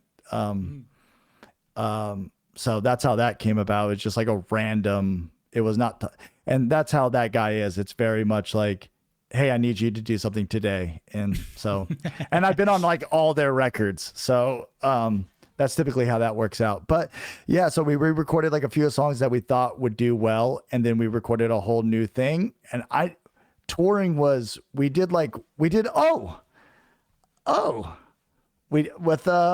Elijah, our first bunch of like any sort of traveling dates, like Arizona, Nevada, like Las Vegas, West Coast, Utah. Yeah, all West Coast was all us and Elijah and Molotov Solution. Yeah. That's a lineup for that time too. Yeah, dude. It was fun. It was cool, dude. So like, so that was our extent of touring, was with Elijah, which was so cool because Elijah, they were just, even like I've seen their shows that they're doing now. They're bro, crushing it. Again. Crushing it, dude. I mean, dang. But yeah, they're the same way, man. It's just like you would never want to play over Elijah. They just crushed it and they helped us out a ton. And then the funny story about that is Elijah was going to do a full tour, US tour. And, I was talking to Zach and I was like, "Zach, we put in the time with you, bud. You got to get us on that tour." And he was like, and the funny thing is, dude, he was like, Brooke, I would love to. I talked to the our booking agent, and he says they got this band they want us to bring out. I don't know. They're called like, Bring Me the Horizon. And I was like, "Who the hell is Bring Me the Horizon?" He's like, "I don't know, some like British band or whatever." And I don't know if obviously I don't think that tour ever went to do anything, but like that's what I remember him saying, that is like to take Bring Me the Horizon out. And I was like, that's crazy. Can you imagine Bring Me the Horizon opening for Elijah, like right now, like just that show?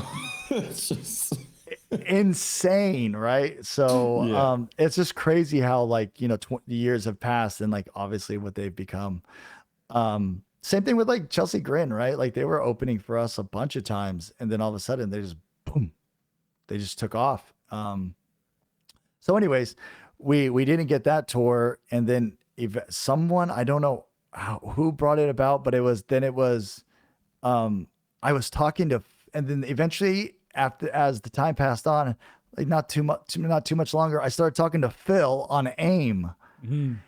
And me and Phil became friends. Never met him or anything. I don't know how we even started talking, but so me and Phil became friends, and then we somehow got on the same tour because it was with us, Whitechapel, My Children, My Bride, and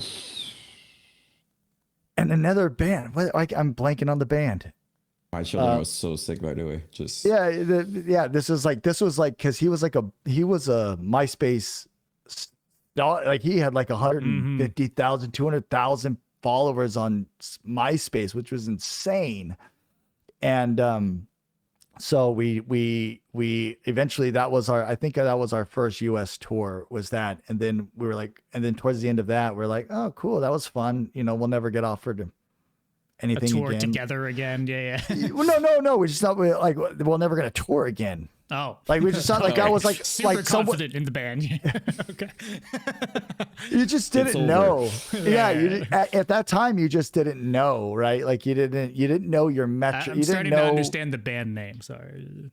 Yeah. It's exactly. It's very doom and gloom in this camp over here, dude.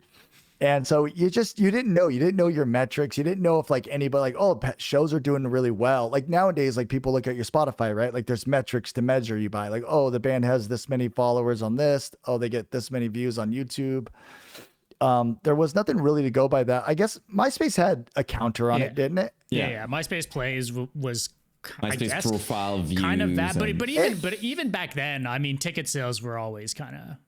Yeah, so like thing, but at a smaller level, and if you're not headlining, they don't really mean anything to you either, and you don't know what you're comparing it with either. So, you know. Yeah, it was such smaller band could appear bigger than bigger bands because it was kind of confusing sometimes with like the numbers and everything. Like sometimes smaller bands would put on the work, had people on MySpace and stuff, and you would think it's like, oh my god, and they weren't even signed. Like they played like 4 shows, 20 tickets to a show, and it was, and a lot of it was regional, right? Like some bands that wouldn't do if you left, you know, Alabama, Florida, and whatever, Tennessee, and you left, and they would crush it.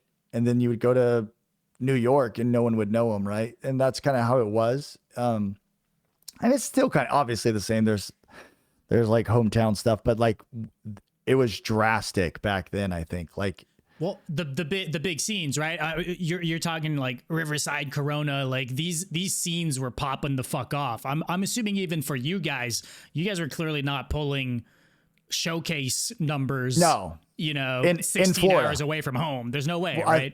No, you weren't. You know, you weren't. It wasn't until like 2008, 2009 when stuff like that really started to like, like touring with Whitechapel, right? Then they started like everywhere they went, it was like 400 or 500 people. And that was at that time. But before that, you really were just kind of, it was, you're just flying by the seat of your pants, man. You were just kind of like, okay, if someone offers us, we have no idea who to talk to. We have no idea anything at this point, right? So eventually, and then a week before that tour ended is when we got the Tube Here to Die tour with Chapel again. And then the funny thing about that is us and Chapel were staying at someone's house. And this is when like 2008. And this is when, what's that, Chris? Oh my gosh, the dinosaurs all over them. Devil Wears Prada. They were popping off, and I remember telling the guys because I was like, "Oh my gosh, they are so massive," and I was like, "Whichever one of our bands gets on tour with Devil Wears Prada first is going to be like the big thing," and and then literally like a year later, Whitechapel got the tour with Devil Wears Prada. The blue merch thing that Whitechapel did. I always wondered why they had like one blue flashy cartoon merch. Yeah. Oh yeah. Yeah. That stuff was dude. Alex posted that specific T-shirt on his story the other day. He's like, we were really printing whatever the fuck back then, right? Yeah, because that was a tour. I would bet on it, dude. I guarantee you, because I think like it was like Devil Wears. I think it was like Whitechapel, Skylit Drive, and God. I think it was something like that, dude. And then like Devil Wears Prada, and so some white girls going to these shows still have PTSD from hearing Whitechapel. Sure. To this day. Yeah. They get out of the place probably during. They're just like, no, I'm not. Skylit Drive, Whitechapel. Look, I loved both personally, but that's a lot. Huge, big fan of early Devil Wears Prada, but let's be honest, still different. You couldn't have your merch table near the pit with. It was getting slammed. It was getting thrown. Like when Whitechapel would play, it was throw everything. Everything was fair game. Like everything, people, chairs, anything. Your merch table, it was gone. Like it was done. Like it was just like there was no sort of it was the Wild West, bro. There was no what am I looking for? No etiquette. There was no etiquette. Yes, there was no etiquette. There was exactly. There was no adults in the room, bro. It was like the people that booked the shows were probably our age. So there was just like, okay, you know what I mean? Like this is a new thing, right? So, I mean, probably not a new thing. I'm sure Terror and everything was killing it and everything, but this was like a new, I think, a new form of violence that was like erupting. Like same thing with Case Restrain, right? It was just like, oh boy, it opened up right away. I'm guessing with you guys, I mean, Nailed Dead, Risen, and stuff like it was probably like the room was. Oh yeah, probably... we did good. Like it wasn't like I'm not gonna, but it was just like I think it was just the whole package, right? It was just like, well, we had heavy packages for a minute before everything kind of became mixed bills too. Right. Yeah, exactly. Like, yeah. Well, nowadays, I mean, people still stay in the lane, right? Like, no one really goes. Like, who? Like, is there like a Skylit drop? The one that I saw that was weird that just recently happened was Chiodos and Emir. Yeah, I thought I'm curious. Yeah. I'm curious to see how that link one. is the era. Like, there's that's nothing literally else connecting. I'd be Literally. stoked personally to see that, but again, it's just the crossover, as you said. I was just like, it's the era thing, And that's what it was. It was that's what it's bringing it back to. It was the era. But that shit was like criminal back in the day. Like mixed bills were not a cool thing when they first started. Like I'll be brief because I always mention this specific show, but I remember this See You Next Tuesday, Acacia Strain, Through the Eyes of the Dead tour. Oh yeah, crushed and it. The three crowds, like the crowd of each band, were so different and did not know how to act with each other, between ninjas in the pit and people wanting to push mosh and people that were just drunk for See You Next Tuesday. Like, it was a fucking shit show. Everybody hated everybody. So there was like a weird time for that. I feel like today that wouldn't really be a problem, but it was rough for a minute. Like you said, there's etiquette nowadays. I think everyone's a lot nicer these days. It's kind of like the pit opens, and then it's just like, you stay within your lane. You pick the person up. Do all the cool stuff.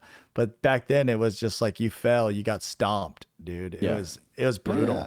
I think phones too play a part in it. But you said like Skylit drives and bands like that. I do want to mention something, and I want your opinion on that. You said like there's no bands that are kind of weird like that nowadays. That's my take. Like metalcore has become like, you have to be cool. Like we're cool dudes and we're serious. It's a serious metalcore band, and like we have. But back then it was just like as earlier, like just as goofy as it is. Like not always, but it was just like friends having fun and stuff. And nowadays it feels like we're metalcore bands and we're gonna be on Octane. Like that's kind of the vibe. Maybe I'm not checking the right places, but it sure seemed like it's more serious. Maybe could be a perception thing as well. Well, yeah, I think you're right. I think you're right when it comes to the phones, and it's all like there's so much perception now, right? Like you got to maintain your perception. Back then there was no perception to be really had. You weren't getting all the hate. You know what I mean? It wasn't like you weren't posting your crunkcore videos and getting hated. You were, maybe you were by a few people. Sometimes you were, but yeah. I want to see your crunkcore videos, Brooke, for what it's worth. That'd be great. And that's the thing, dude. I never, dude, like I said, like I was super trashy, dude. So like I was like early on, like Crowbar, Pantera, Blood Has Been Shed, asking Alexandria for you, basically. Yeah, there was nothing like that. Even though I do love those guys, dude. I love. You two are Thrash and Burn with them? Yeah, they were so cool. They were something live too. Let's just be honest. During their prime, it was pretty. And he was a rock star. Yeah, like he personified a rock star. Like he did what he lived the life of a rock star. Yeah, he did. But to his credit, like I never saw him be like, I never saw like him being super sleazy or like, because I'm okay with like the drinking and partying and going crazy, but like you're sleazy with like girls and stuff like that. That's where I'm kind of like, ugh, that's rough. That's rough, dude. Like, ugh. But I never saw him like that. He was always nice, always cool. All of them were, dude, super legit dudes. But he's the one. Yeah, he was like the start of that era of like being a rock star, like coming back, right? Like we're drawing, like Alexandria brought out, like they were doing 1,000 people a night. Yeah. and that was a whole different ball game, dude. Tour bus and all the With death metal bands that were probably, let's be real, bringing 25 people through the door. Yeah, if that, dude. Those Crash and Burn lineups sometimes were something else, but. And they were super cool. Like, dude, I grew up on Kitty. Like, we got to tour Kitty. So cool, dudes. They were so cool. They were telling us like Pantera stories because that was their era. Yeah. Like, that's insane. Like, that's a whole nother world to me. How you guys talk about like deathcore and stuff. When I was talking to them, it was like playing with Korn when they first started and stuff. I'm like, what was that like? Mm-hmm. You know what I mean? You know what I mean? So yeah. What's Korn in a small room? Can you even like? It's almost difficult to even picture, like imagine, because even us as kids, Korn was already. I mean, yeah, they were massive. Yeah, Korn. They are by far my top band, and it was really cool when I got to be friends with Head, the guitar player, a little bit. Like, I would say friends. Like, he would know my name or whatever. But like you guys did the song together. We did the song together, and we talked a lot. And he was very nice, dude. He was like, anytime we're in Texas, man, hit me up and we come to a show. You know, I'll take care of you. And he's taken care of me twice. He took care of me twice. And one time he brought me and my family and my kids, and he took me and my kids backstage. What? And like during Gojira. So I'm like backstage, Gojira's playing, and took pictures with my kids and everything. And my son was 12 at the this was last year. He's 13 now. He's taking pictures with us, and I told Jack, my son, I was like, do you understand the magnitude that I'm feeling right now? Because at my son's age is when I started listening to Korn, like as my favorite band. And now he's taking pictures with my 12-year-old son. Like, it just like, you're like telling your kid. He doesn't get it. I mean, he gets it to understand what's happening in the moment. I don't want to take a picture with this dude. No. Shout out to my son. He's awesome, dude. Like, he likes Korn, and and if he didn't, we're gonna have problems. You can continue being my son. Yeah, you can continue. Yes. It was a very like choose wisely moment. And no, he enjoyed it. He had fun, but shout out to Head and the Korn, you know, for doing that. They didn't have to, you know. I'm a nobody, so it was just kind of like, it was super cool. It was just like the whole like don't meet your heroes moment. Like, I don't have many, but Korn dudes are one of them. And like for him to like, when you meet him and you're like, that's what's up. That's a good dude. That's a good dude. You're almost high-fiving your younger self. You really are. It's like something healed. It's like something healed in me. It's a cool moment, man. It was a cool moment to share that with my son. You know, like, that's just so surreal. So did you show, so not to go too much in that, but like, I'm just curious, like your son is 12, is into like music and stuff. Did you show some of like do you sometimes like, I don't know, show old performances or like tell stories about the early days or whatever? I think this, not, he understands it, but I think that when you're someone's dad, everything's uncool. Everything is uncool. Deathcore is lame as fuck. Yeah.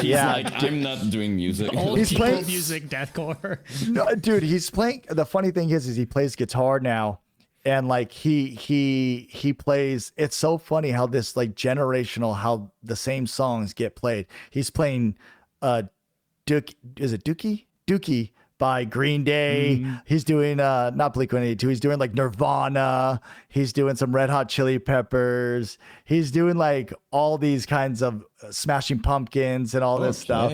Yeah, so he's hip into that. But like when I threw on Peeling Flesh the other night, and he was just like, he was not having that wasn't it. That wasn't it, dude. For older people. Yeah, stuff. and it really, and I was like, that's so funny that like the new shit is not cool, but it's insane because it's so like, he's like super into like the like radio rock or whatever, and you would think that that's corny, and then you would think That's like for peeling, him. and I was like, yeah, not for him, and I'm like, peeling flesh is like insane, like you're supposed to be 13 and insane. I love how inverted, like it's like the parent is like, hey, like peeling flesh, but like usually it's completely the other way around. Like, what that's what I'm about saying. Nickelback and Breaking Benjamin? The kid Yeah, is like, yeah, I like peeling yeah. flesh. God, No. you're in the room being like, hey, that is like this is And way cooler. Yeah, and I don't play like metal in front of, like I play country most of the time, but I just wanted to see their reaction to like something like that because I never played them like any metal stuff, but I just wanted to throw on something like that because but no, they're like, can you put on 3 Days Grace? And I'm like, really? Who I was is like, the fans? I think it's hey, no, 3 Days Grace, shout out. They're a great band, dude. Like no hate on 3 Days Grace, but it is funny. It's a funny experience when you're like, when your son actually becomes like a human being and has like opinions and not just like this little kid, right? Like you're like, oh, okay, all right, this is not cool, and this is cool, I guess. All right, and you got to kind of accept it. It's probably a crossover though, because earlier in the conversation you said like Static X and like Limp Bizkit and stuff. I'm guessing yeah. he probably likes some. Oh of yeah, he likes Slipknot. Okay, so there we go. Yeah, there we go. Yeah, no, he likes that stuff. I think the stuff that he's in, ladies and gentlemen. We're gonna get him. we got it. No, yeah. Give him a couple more years, and it will be. He'll have his aborted moment, I'm sure. Oh yeah. One foot in the door right now. That's kind of. And we're getting him there. So it's just the whole going from now. What were we talking about before I went off on Korn and meeting him? Look, The touring and everything, and the crossovers and stuff. It was just really like our crossover was like more death metal, right? So like our like we never did a Skylit Drive or anything like that. Our crossover was like Fetus and stuff like that. So, and we were more than happy to do those tours and to tour like that. So, sorry to cut you off. It's just before I forget. Did you have other? Because we're talking about Full Circle Moment. You're talking about Dying Feet. Like those are the bands you were listening to, being inspired. So I'm guessing you had a few other full circle moments with those bands when you were touring with them. Yeah, right? yeah. Like the Fetus guys, so nice, so cool. I mean, like I said, dude, like I didn't meet one person that I'm like, oh, you really do suck. Like there was never that moment with us, and I'm like, I'm super grateful.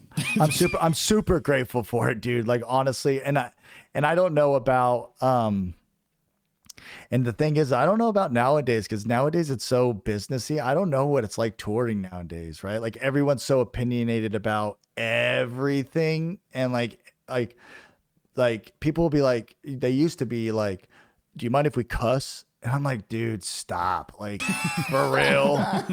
I'm like, come on. If Dude, you think I'm about to drink a beer. Are you okay with that? like stuff, it really was stuff like that. And I'm like, bro, like, drink your beer, dude. They would apologize. I can see the scene where they're drunk and they're kind of apologizing. They're like, sorry, dude. I know I'm kind of. And the thing is I'm more brash. You know what I mean? So like, I'm sure like nowadays, if I talk to people, they'd be like, oh God, you're like so politically incorrect, you know? And I'm like, you're such a wuss, dude. And I'm the Christian, and I'm supposed like to be the wuss, right? And so like, I don't know how it is touring nowadays, man. I think it depends on the tour though, because like if you look at bands like Lorna, it feels like they're bringing out friends all the time. It's like, do you see like the same kind of tour, like they're just having a blast? But I'm guessing other tours, maybe when it's more businessy, it's different. So I would say it probably depends on the tour itself, if it's like friends or not, or if it's like people. Correct. Yeah. No, and I hope that's how it is. I hope it's just like a bunch of friends on tour having a good time, and it's not like when they go backstage. I think it is. It's always been like a, you know, it's us against the world type of thing, you know, being a band on a tour package. But now there's so much to lose nowadays, right? Like there is like, if you, I mean, all it takes is one allegation, even if it's not true, it circulates so fast that like I feel for these guys, man. If you say the wrong thing or you say the right thing, but someone took it as the wrong thing, and dude, I can't and you know, to get clicks and stuff online, you got to say the controversial thing that wasn't even controversial at the moment, but you twist it to be a controversial thing, and it's just like, there's stuff that these guys have to look out for, right? And I've always known that I've been under a microscope whenever I toured, so I kind of like kept a clean slate most of the time. But there wasn't a camera in my face every second, thank God. Yeah, but to certain we could say that for everyone, just by the way. And if you say no, it's not true. Like everybody, like we've been stupid per moment or said stuff for just sure. like for humor. Like that's not true. If you tell me like no, impossible, I always forget it. Like, you know, but my kind of view on it is at a certain point with all that sort of stuff, you just got to live your life, right? Like, because ultimately you don't control that sort of stuff, right? It's always. If we're talking about something that's going to be made up anyways, right? There is no amount of you being under the microscope or not that's going to change that, right? So, because it's not about you. It's not about something you did. It's not. I wouldn't give a shit personally. No, like if no, you but make I'm not saying wouldn't. after the fact. I'm saying you can't live your life with the fear that something's going to happen to you. Yeah. Like You got to stand on right? business. You got to stand on business. And this day, you got to like double, triple, quadruple down on whatever you said. Like stand on it, right? If you apologize for it, you're going to get ripped apart. You got to stand on what you did, what you say. But like someone like a Slaughter or Lorna that are really big, right? Like, man, they're doing really well. Like if they, God forbid anything like that ever happened to them, they could lose a ton they could fall overnight, right? And I'm sure to be fair, like Alex from Slaughter has been in hot water for forever, but it does not change anything about how big the band is, right? So good. I don't know. Good. Do you want to talk about depends what it later? I guess, but it's one of those things, like, and not to get, because we have a few things, and I think you know we're short on time, but. Yeah, so I can really. I mean, whatever you guys say, I'll end it when you guys want. Really say it's up to you, man. Because like it's for up us, to you. We're already going. Let's just go. Finish your thought. Yeah. Or finish. Okay, we can I just talk. want to be mindful of your time. That's all. So. Yeah, I appreciate it. Okay, perfect. We have a few other. It's not too much. It's not like 4 hours, but I mean, we could. But I mean, I definitely could. Let me tell you that. Don't ever up on a call just with me. You're stuck for like 12 hours. No, so you're good. I think in terms of like you say you could lose everything, that's something that I'm mindful of because like it's terrifying, first of all, because it could be all made up. And the second thing is, I don't know if it's a generational thing, and this is a discussion I very often have on here, but it just feels like when we were younger, it was a bit more chill in terms of these things. Like we came from like the jackass American Pie type of era. It was just like, live and let live, it's okay. A comedian could make a joke, it was okay. Like it was more of a just like, oh, I don't like that, well, don't watch it if you don't like it. It was that sort of thing. Nowadays it's just like, did you know that this person when he was 15 said that? And I'm like, okay, like who cares? Oh, we're gonna change that scene in that 20-year-old Disney movie because it could be shocking to see that. I'm like, it's so bad. Yeah, these kinds of things. I'm like, really, like, who's who's shocked by that? Like, personally, my opinion is, if you're shocked by a movie, don't watch it. That's my entire. If you're shocked by a comedian, don't watch their show. Like that. That's my whole thing. That's all I wanted to. No, 1,000,000%, dude. You have the power to not watch any of this stuff, right?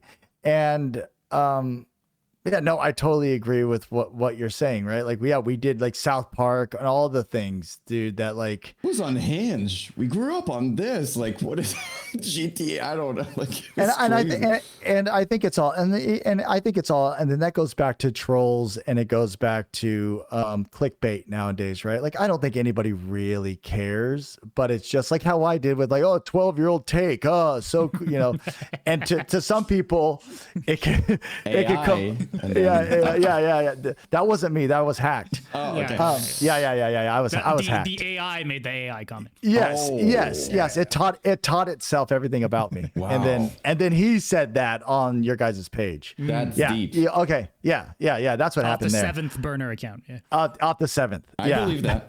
I'll believe that. But yeah, but I think it's all fake controls, dude. And I don't think it's that deep. So it's just like, I literally don't have the bandwidth to like process and to cancel anybody, the process to, Yeah. obviously there are the outliers, but like for the most part, I don't think there's any room for that, especially in this scene, dude. I mean, good Lord. Like, it's just like, like all the things that people say on records and all this stuff. It's like, you find the dumbest things to cancel them for, get mad at them for, or whatever.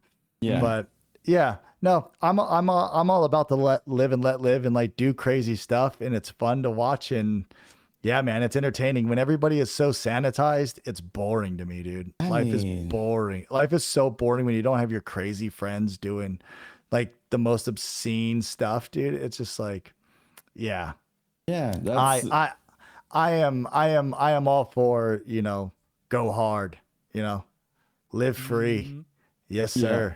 And Yes, and sir. also here's some good, like, also people forget that some people, and I'm not saying it applies to everything, I'm just saying some people are going to make mistakes, and it's some people are able to learn from it and become it won't serve anyone for 20 years to just stick on one thing like forever.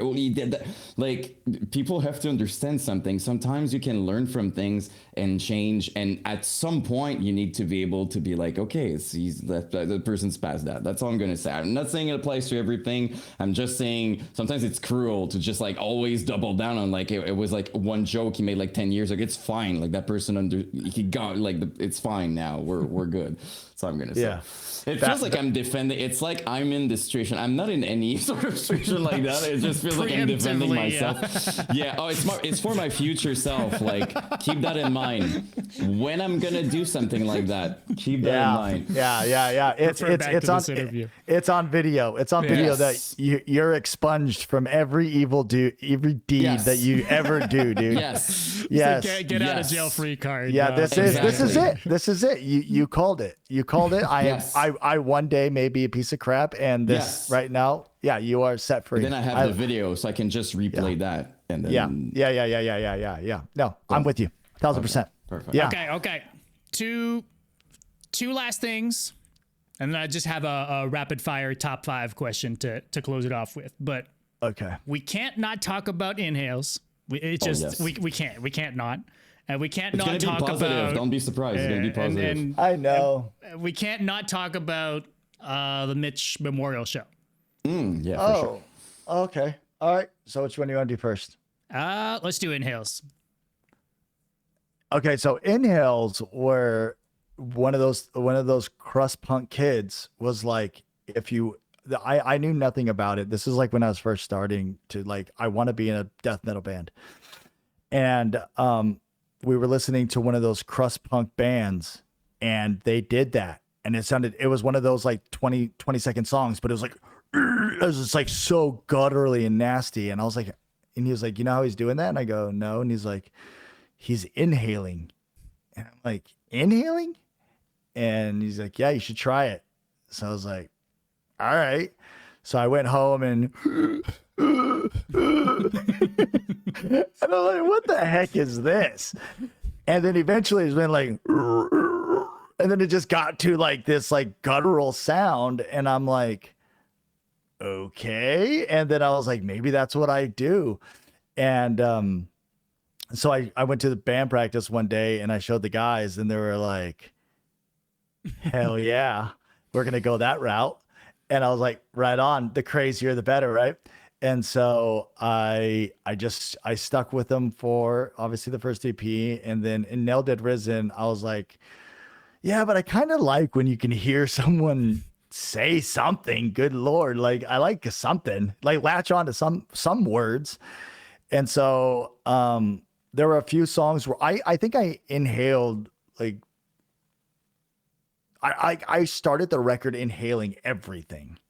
And then on certain parts, it just didn't, like on like the groovier parts, like dan it, like not like dun dun dun dun dun dun dun dun dun, dun, but like more of like the like chord parts.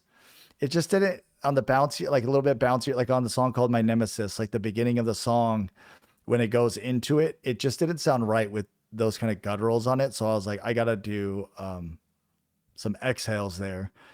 And yeah, and then I was like, okay, that fits. And then I just completed the inhales. And then as we toured that record a bunch and we were going to move on to The Serpent Servant, I was like, I really liked like Cannibal, you know, like those kinds of bands. Like I was kind of getting more into the scene where like now this is where I'm coming, where now deathcore is becoming a thing, right? Now Despised Icon's a thing.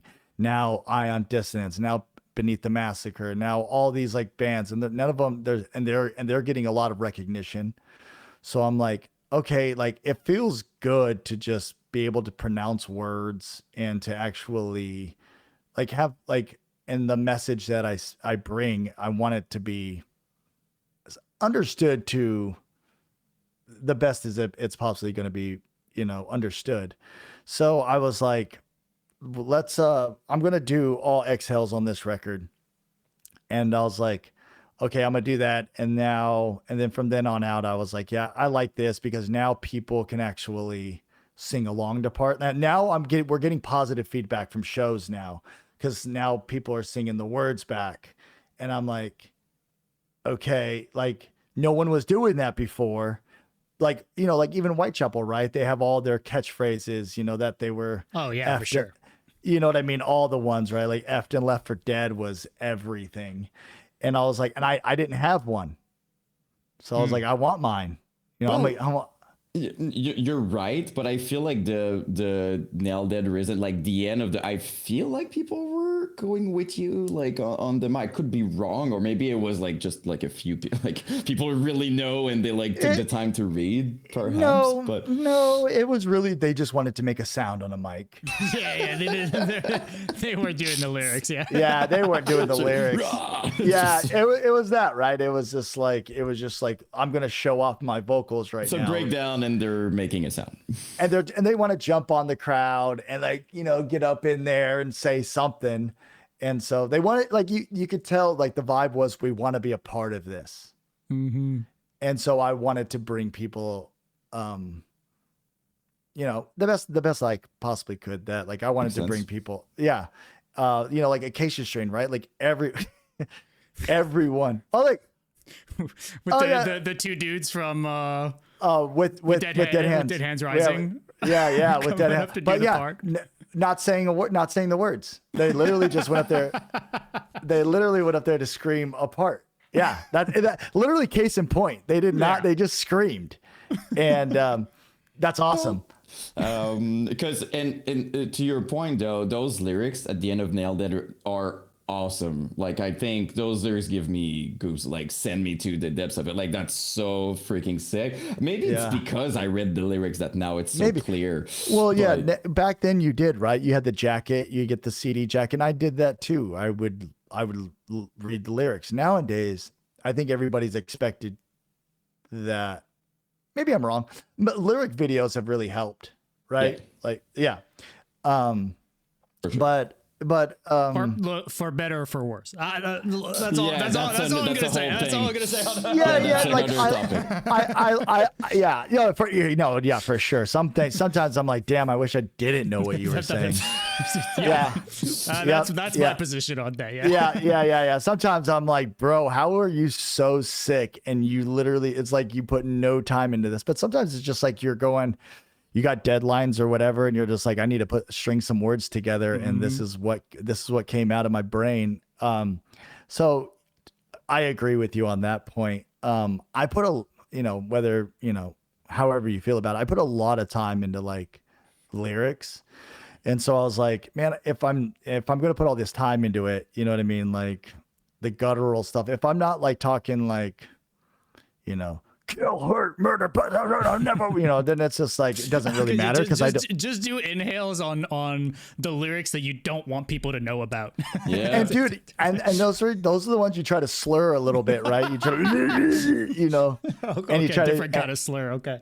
Yeah, no, yeah, not like that slur, but you slurring your words like a drunk death metal vocalist. Mm-hmm. Yeah, no, so did you ever get pushback from the inhales back then?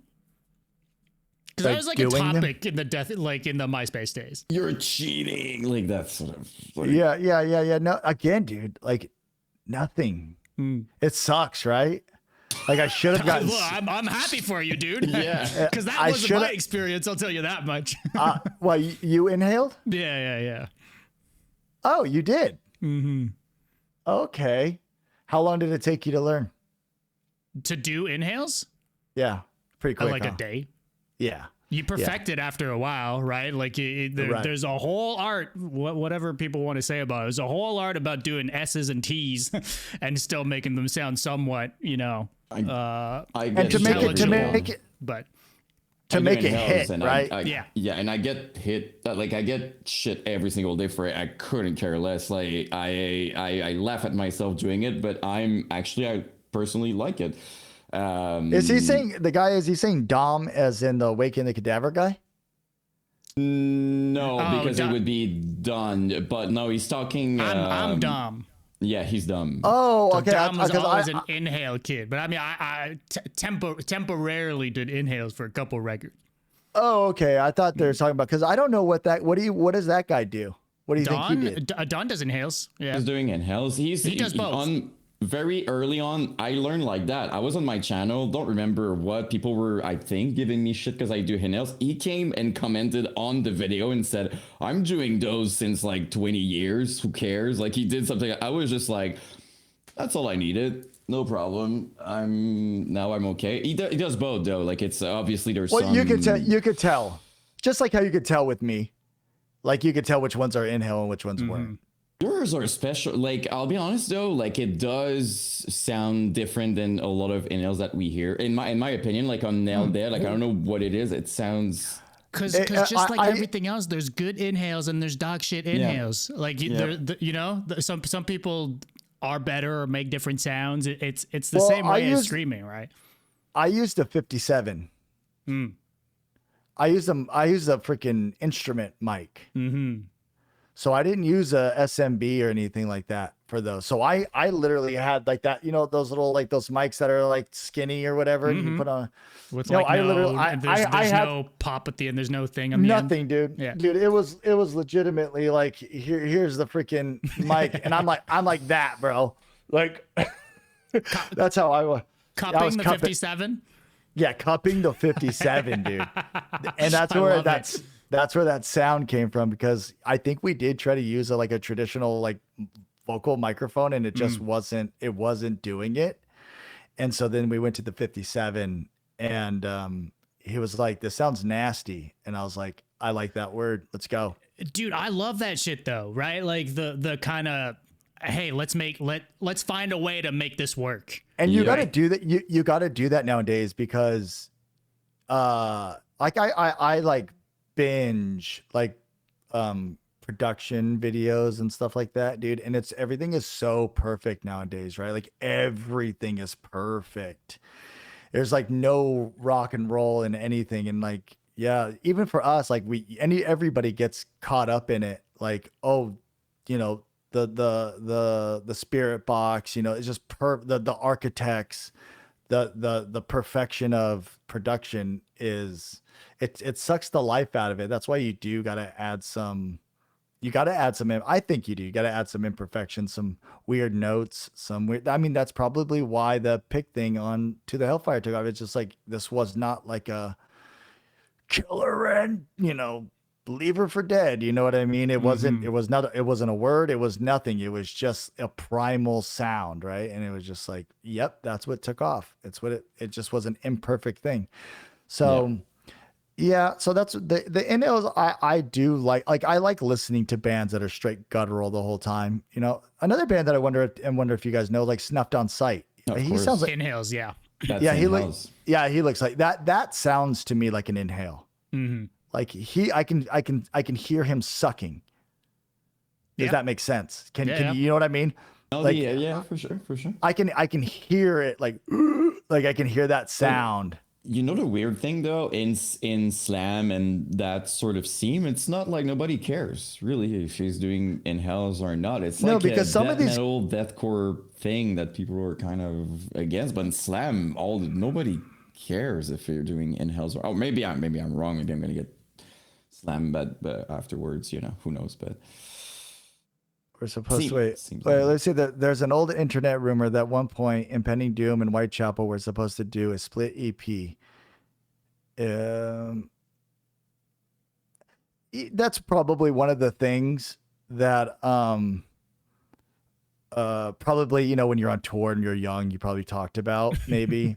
I think it was probably like a heaven versus hell kind of themed EP. That would have been sick, honestly, though. Yeah. And especially now, Whitechapel's record, that new Whitechapel record is so dark, dude. I'm like, Phil, dude, that's insane. Here's the idea. Are we going to get that EP now with you doing inhales again? Like, is that something? I saw a post about some potential inhales on some new stuff. Please make us happy. I ain't letting any of that stuff slide. Wow. If it goes out on the story, man, I'm remembering that shit.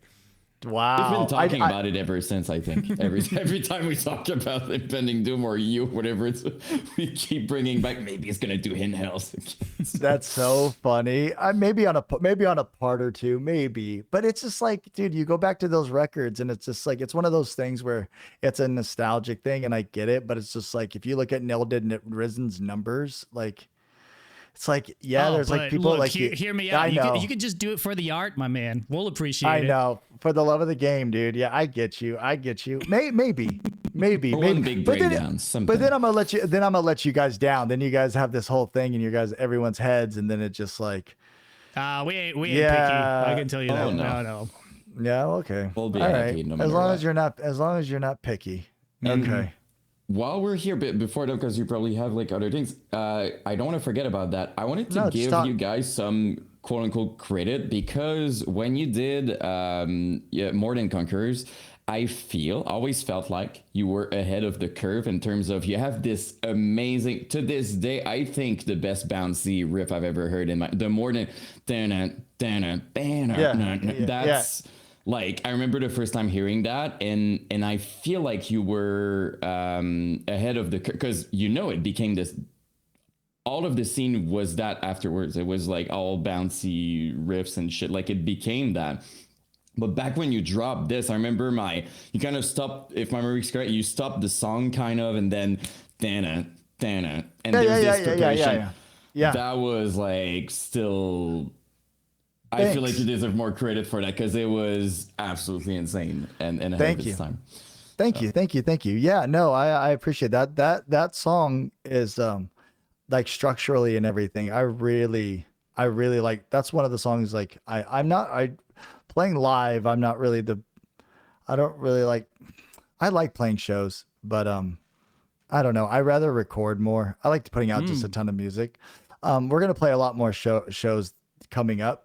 But that song live has always been it's a live song for sure, right? It's a lot. Yeah. It's an energy. Yeah, it's exactly the bounce, the whole thing. It really does. It does what it was what was made to do. David wrote that one, and all credit to David. He crushed that riff. Yeah, that's super fun to play. Yeah, no, all credit to David. He wrote that. And then this one person said, my opinions to listening to satanic themed bands like Whitechapel. See, like, it's one of those things. Like, I've known Phil and I know Darius, right? You know what I mean? Like, they're just bros. They're good dudes, right? It's all like, what are they supposed to write about? Like, this is death metal. Like, what do you write about? Isn't it like we have these? It's like emo. It's like emo. It's like making a horror movie. It's not because like you're crazy. You're just making like a horror movie. It's like it's art.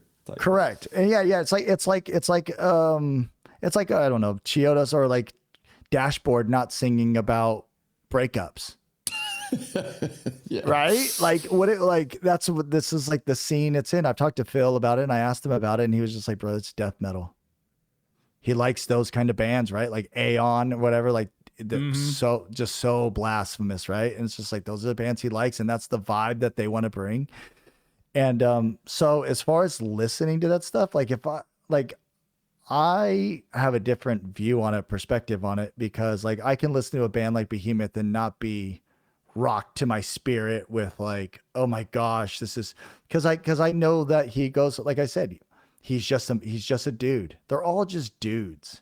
And like, there's nothing I can do about their music, you know, or what they say or anything like that. So it's just like, I just take it in and I go, okay. Like if there's songs that I'm like, oh, this is too much, then like we talked about earlier, I'll turn it off.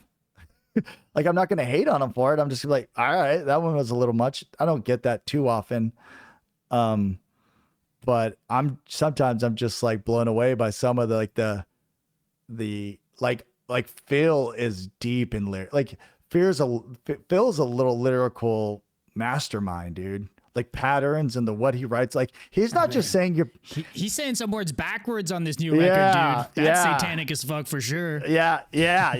Like the dude flipping his eyes and everything. Like yeah. The dude, but he's definitely filling that role, dude. And more power to Phil and all these guys like Darius. Like they're just so cool to me that like me bashing on any of it, it does nothing for me. You know, obviously I want them to have their come to Jesus moment. And if they ever do, they can call me Darius, Phil. And they know that. Yet, just for your, I don't think it happened so far. No, giving not the lyrics, but no, not yet. But you know what? I've had people years later from bands that are like, dude, I'm a Christian now. And I'm like, what? Oh yeah. A bunch, dude. A bunch of people. And this is like, this is like one of those people that you're like, never in a million years. Yeah, right. You know what I mean? Like, oh God, I saw you sniffing coke off a freaking urinal the last time I saw it. You know what I mean? Like, it's just like, it's like you're like, okay, this guy's not having his come to Jesus moment anytime, or maybe after that night, who knows?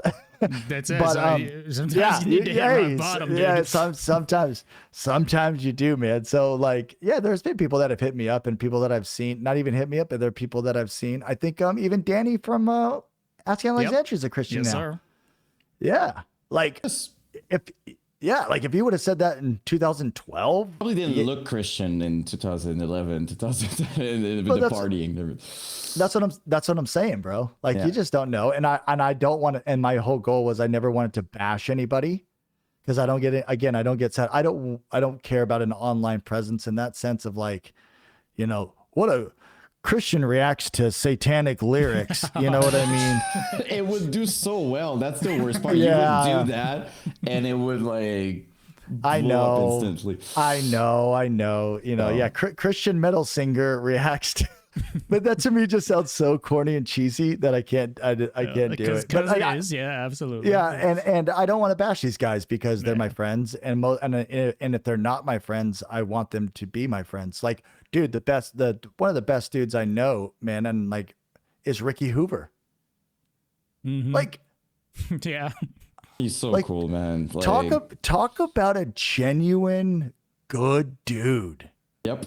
Like, to the core of Ricky is such a nice guy.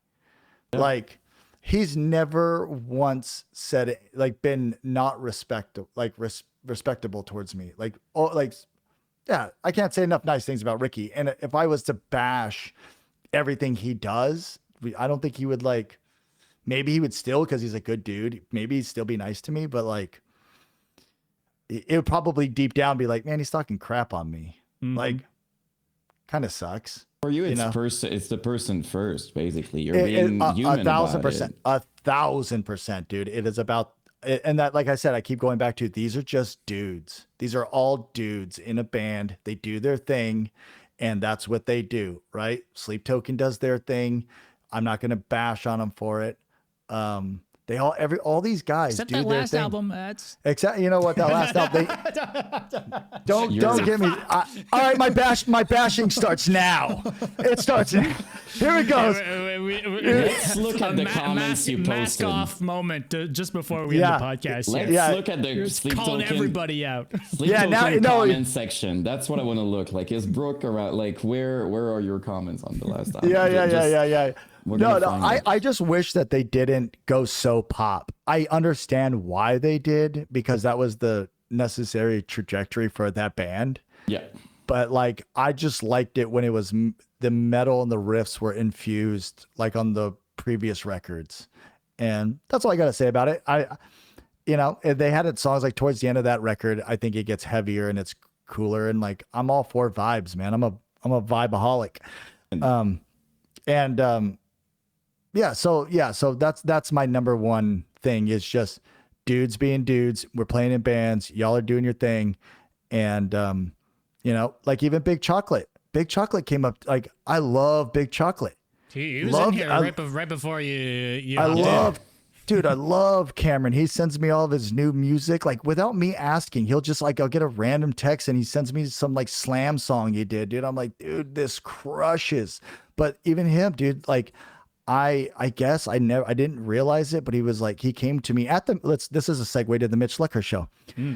At the Mitch Lucker show, I saw, and like, I liked Big Chocolate. I knew the things he did, and like, he's a producer and does all this kind of cool music and all that. And he came up to me, he's like, dude, you won't remember this, but like years ago, I talked to you and you were like such a good dude to me, and I never forgot it. And I'm like, no freaking way, dude. I'm like, that's so sick. I'm like, can't be me. Wrong guy for sure. Maybe I was drunk. Being nice to you? Yeah, right. You suck. No, but yeah, so that was at the Mitch Lucker show. That to me, and I've gotten a couple of things like that. Like, I talked to you and you didn't seem judgmental. You know what I mean? Stuff like that. And I'm like, cool. I don't want to come across as that. So like, awesome. Like righteous, like that's sort of. Yeah. Like, I'm better than okay. Not like band wise, like better than you, but also like dude wise better than you. I'm like, I'm not gonna, like, dude, I'm like a wretched dude. Like, yeah. Like, I know what I'm capable of and like what I'm, all the things. So I'm like, yeah, dude, I'm just a dude that wants to hang around other dudes that scream and play metal. You know what I mean? So anyway, the Mitch Lucker show, I didn't think I was going to do it. Because I think their original idea was to get like Jonathan Davis. Did Chad Mudvayne do a song? I don't remember if you did. Am I crazy? Yeah. Is this weird? I don't think he did, but I think he did. But I don't think he did. Now I'm really confused because I would have said no, and now I just don't know. Yeah, that's weird, right? So, it's one of those mind. Yeah. He did. He did? He did fuck everything. Oh, my bad. Did he really? Yeah. Wow.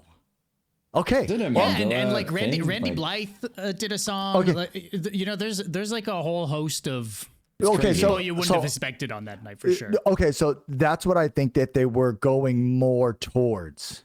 I don't think they were going towards like me and Phil, maybe Phil, because obviously, but like I think they were going, but maybe not even Phil. I think they were going more towards like the older new metal guys. I think that's what their original plan was, to make this like it was a big thing, but I think they were just going for like a Randy Blythe, a Jonathan Davis, a Corey Taylor, Chad.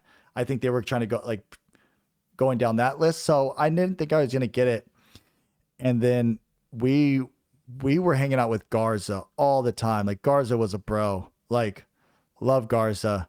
And I don't know if it was their management or if it was Garza himself, but anyways, they reached out and they were like, we want you to do a song. And I'm like, obviously, I'm like, what song as a Suicide Silence song that like would work for me? And I was obviously, I don't want to, don't give me unanswered, obviously. But like, don't give me these like, I don't even think they were like, besides unanswered, I don't know how many like religious songs they have if any. Yeah, you Oh, in thinking that answered, sense, it would I have wasn't been thinking kind about of that. Oh, you're right. Yeah, I get it. yeah. So I was thinking more of that sense, like what's gonna come across. Yeah. Yeah, Yeah, that would have been something for sure.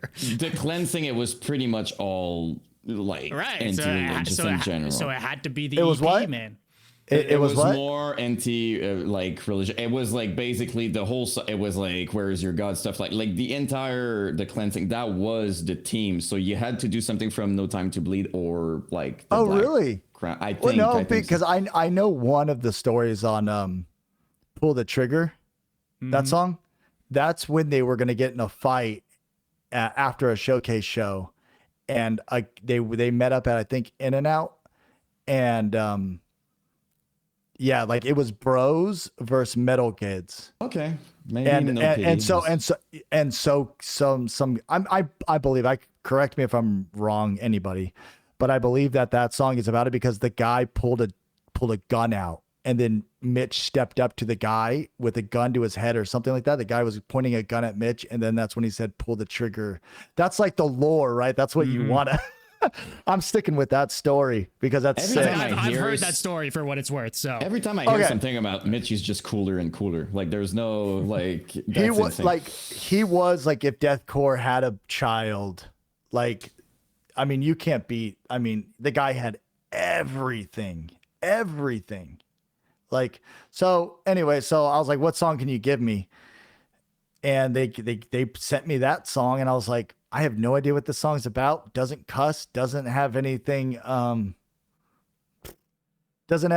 I know is bad. So I was like, let's rock and roll. And it's cool because it's the title track to the whole thing. Yeah, but you're right. It wasn't. In my mind the whole team was. But you're right. There's some songs that it's not necessarily. Hey, maybe it was, but that record slams. But also the ending is the beginning has like a EP version of the song, and I feel like that song fits your vocals so well. Yeah, dude, I was surprised at how well it turned out. I was like, because prior to that, dude, I was so nervous. You know, I was just like, please don't squeak or or miss the words or whatever. And I was like, I hope whatever I do wrong, they can fix in post. You know, that whole thing. I'm like, they'll fix it in my head. Like, they're going to fix it in post. They'll fix it in post. They'll fix it in post. And then I went out there and it was like, it for me, cause it's hard for me. Cause I'm so anxious when I perform, that it just clicked in that moment. And I think it worked out great because I was the third one to go on. And it was cool because my nerves only had a certain amount of time to like build up before I had to go play. Oh, right. You were like waiting for 45 minutes Yeah, to be on stage before hopping on. Yeah. Yeah. And then watching, like, I had to go on right after Johnny Davey. Like, Oh my joking? god. I'm like, are you joking right now? Yeah, but it could have been anyone, right? Like it could have been, because they were all such good singers, so it could have been anyone. But I was like Johnny Davey out of everyone. I was like, all right, well, I've got it. Like that pushed me. So it was cool that I was the third guy. I had Johnny Davey. He crushed, and it sounded good on stage. If I have good sound on stage, I could do well. So everything sounded great. They're all friends. Like the band dudes are all friends of mine. So that all helps because we grew up together, right? And like we became friends with Garza and the dudes a little bit later. Like we didn't like start out 2006 as their friends because they were just on a trajectory of, you know, yeah. So they were on that trajectory. So we didn't, but later on we all became friends. And around that time we started being friends, and Phil was there. He's my friend. And, you know, I had a bunch of people that I knew. So it turned out well. Like it was a really well done show. Like all around, everyone crushed it, dude. Like The energy of the room to it, like that's. yeah, dude, everyone was there to like, we're going to send this off with a big, huge bang, dude. And it's just like, for one of the most like iconic vocalists of all time, right? Like we're going to do this one last time for Mitch. And dude, not one vocal, no one got a bad reception. I don't think. I think they all killed it. Yeah, I mean, Phil, like it's the performance that people talk every single day. Like that's just like we talk. That's just Phil, dude. I mean, and the good thing about Phil, the awesome thing, dude. Ever since we first started playing, dude, Phil. I mean, he came out just with so much praise from everyone, dude, and like he never to this day doesn't let anything go to his head. Like the dude is super humble about the whole experience, you know? So like shout out to him, man. He's just a super humble dude. At least to me, and every time I've met him, like there have been people, you know, you're a god, Phil, you're a god. Like we'd be walking through a crowd. You're like, oh my God, Phil, you're a god. And he just like, he doesn't even acknowledge it because he's just like, oh my, it's embarrassing to him almost. Yeah. You know what I mean? And I'm like, you know, shout out to that, man. Nowadays, I mean, nowadays everybody wants to be a rock star and probably would relish in that, but he didn't, and that's cool. And so it was cool to play music with those dudes at that time and still see them and everything, because like it's not to their heads, right? Like nowadays, like you blow up and it's just like you're, you know, my band's bigger than yours, so I can't talk to you. I haven't had that experience, thank God. Like again, dude, I've like so many people have just been so nice to me that I'm like, even like I asked Austin for I was like, dude, I know you don't know me that well, but you're coming to the arena.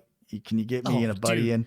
But they are about it. Like, you know, they know Deathcore. Like they respect Deathcore. Yeah. So that doesn't surprise me. Like, dude, the nicest. Austin being like, yeah, I'll hook you up. Cool I'm like, dudes. the dude from Impending Doom is gonna come out to the show. Bet, like for sure. Super sweet. I mean, I'm humble. Happy. They're just like, that's cool. Actually, they're happy that you're. Oh yeah, no, and he's like, and he went as far as to like, he was like, come do a song with us. See, I told you. yeah, for sure. And you're like, well, no. Yeah, no, I'm like, yeah, right. I'll be the lull in your set, but I was just so amazed by these dudes, man. Like the dudes that I'm like, you know, anytime I'm like, hey man, you know, and they're like, how many tickets? And I'm like, dude, you're so cool. Like you don't have to do this. And they're like, they help me out. So it's just like, that's why I throw no shade at anybody, dude, in anything we do, because I'm like, you won't be getting any Sleep Token tickets anytime soon. Probably not. Probably not. No, not getting in. No sleep. Yeah. Damn. Well, I think it's because of all you are, though. Like, not to get too emotional or deep or whatever, but like you keep saying, I'm just a dude. You treat people with respect. Look what's happening on the other way when it, you know what I mean? Like, it's just like, it's a reflection, I think, of how you see things. If we go back in time and you were just like a super ego guy and just like, I'm better than you, I don't think you would have these relationships today. So thank God, dude. And it's just like, that's one of the things about being in the Christian spaces. I knew I was under a microscope, like, oh, he's probably some judgmental dude that's like, he's going to come in here and whatever. Maybe that was the case. Maybe it wasn't, but it was just like, I knew that I'm like, okay, like, I already don't think like this, but I don't obviously even want the hint of it to even come across to anybody. So like, yeah. So yeah, no. And no, like right now we're what, like almost on 3 hours of a podcast. Like I can talk, yes. like we can talk, I can talk metal and music. That's like my life, dude. I love music in general, like all kinds, right? The shoegaze, the new metals, the death metals, the deathcores, all of it, dude. Like the gent, all of it. I can get into it and I can rock, you know, it's fun to me. It's always been fun, you know? So.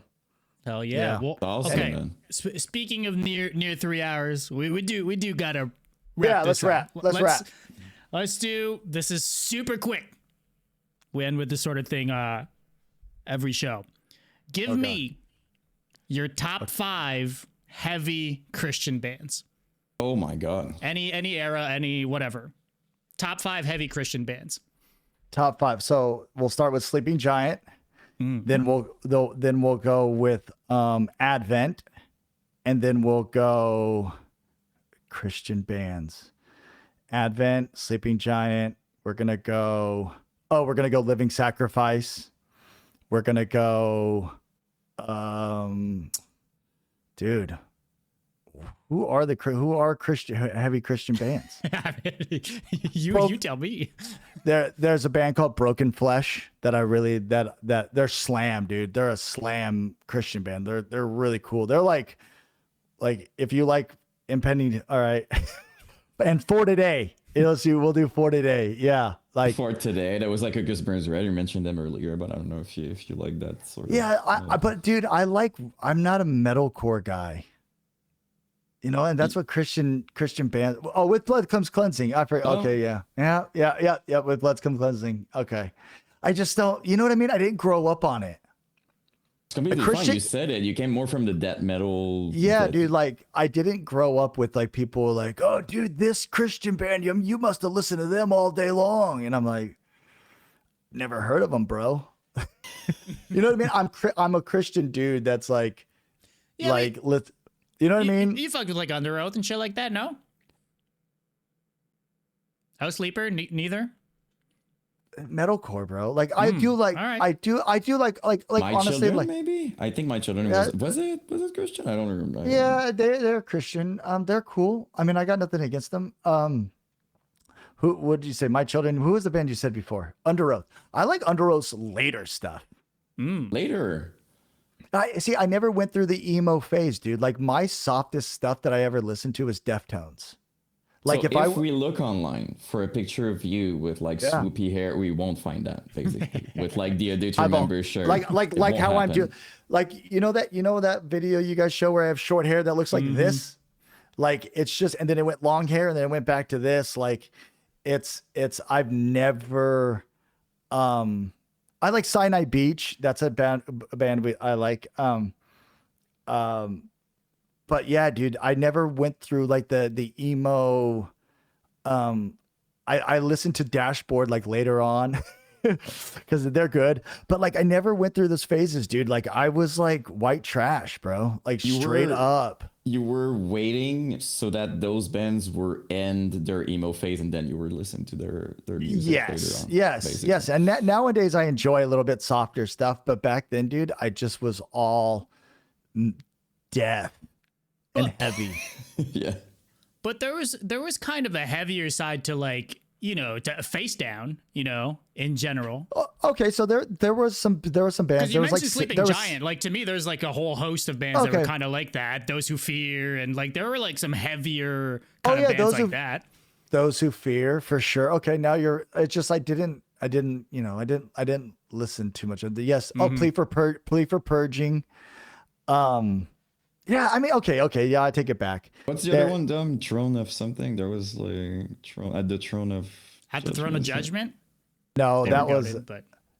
That they weren't Christian. I thought they were. My bad. Oh, you know what? I don't even know anything about them. So they. Oh, you know what? I think you might be right. I thought they were, but I could be. Could be wrong. I thought they were. You could be right. You know, so there was some hardcore bands like Seven Star. There was Bloody Sunday. There was Clear Convictions. There was some like hardcore bands that were like really cool. But I like Sleeping Giant just because I don't know. Because you're on every album. You can say it. He only listens to those songs. Yes. On just his parts. Yeah. Just my exactly. No, just your parts. I actually just have samples of my parts. Yes. That are on my playlist. Like medley. Yeah. Yes, like a collage of my parts. Yeah, there's Figure 4. I guess there was Comeback Kid. So these are not like heavy bands. So these are like hardcore bands that were like, okay, like I like them, but like as far as like I was going off of like bands that like did it for me. Yeah. You know, in some way. Oh, well, no, we're off the deep end at this point. It's like we're trying to convert you to Christian bands. I was just asking for a top 5, and you gave us 5. Like, we're chill. No, I know, but now people are bringing them up, dude, and I'm like, oh yeah, You're that gonna have band. messages after Yeah, this, and people are gonna be damn. like, "How dare you? Yeah, How no, dare for you sure. not mentioning that band?" For and sure, that band?" for sure. So many people get so upset when I don't know the Christian band, dude, and I'm just, I feel, you know, I feel bad, but like I know the band, but I'm just not like, that wasn't my thing, but I like them. You know what I mean? It's one of those things. Like I like the guys and I like the band, so it was, and I like what they stood for and all that stuff, and like that's cool. I thought you were gonna ask me my Mount Rushmore of a deathcore vocalist. I mean, look, let's for real end on that. Okay, so Mount I don't Rushmore know. So now, of so now I deathcore don't. vocalists. So now I don't know. Because I'm trying so hard not to do the same list over and over and over. But see, this is how I wanted. Let's do this, because I judge vocalists, me personally, on their mids. Like Sure. that is your tone, right? Like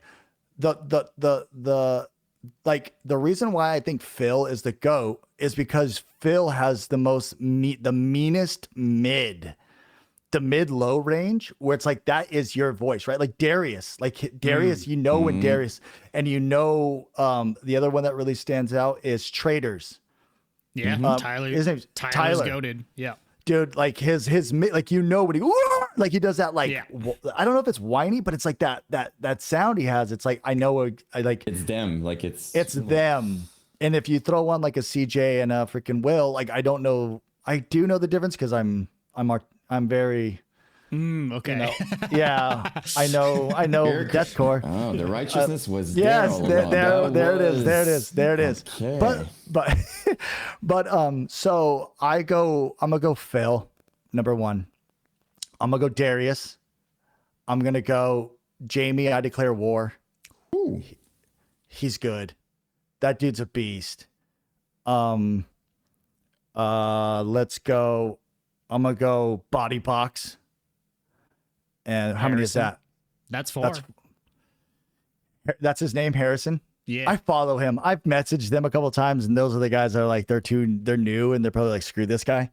But I'm like, dude, I just nothing but praise to them.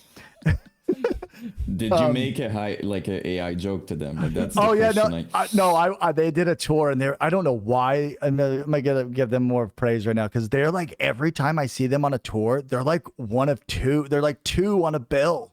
Mm-hmm. I'm like, how? Like, they are so good. And my thing is, whenever they announce a tour, I always go, leaving after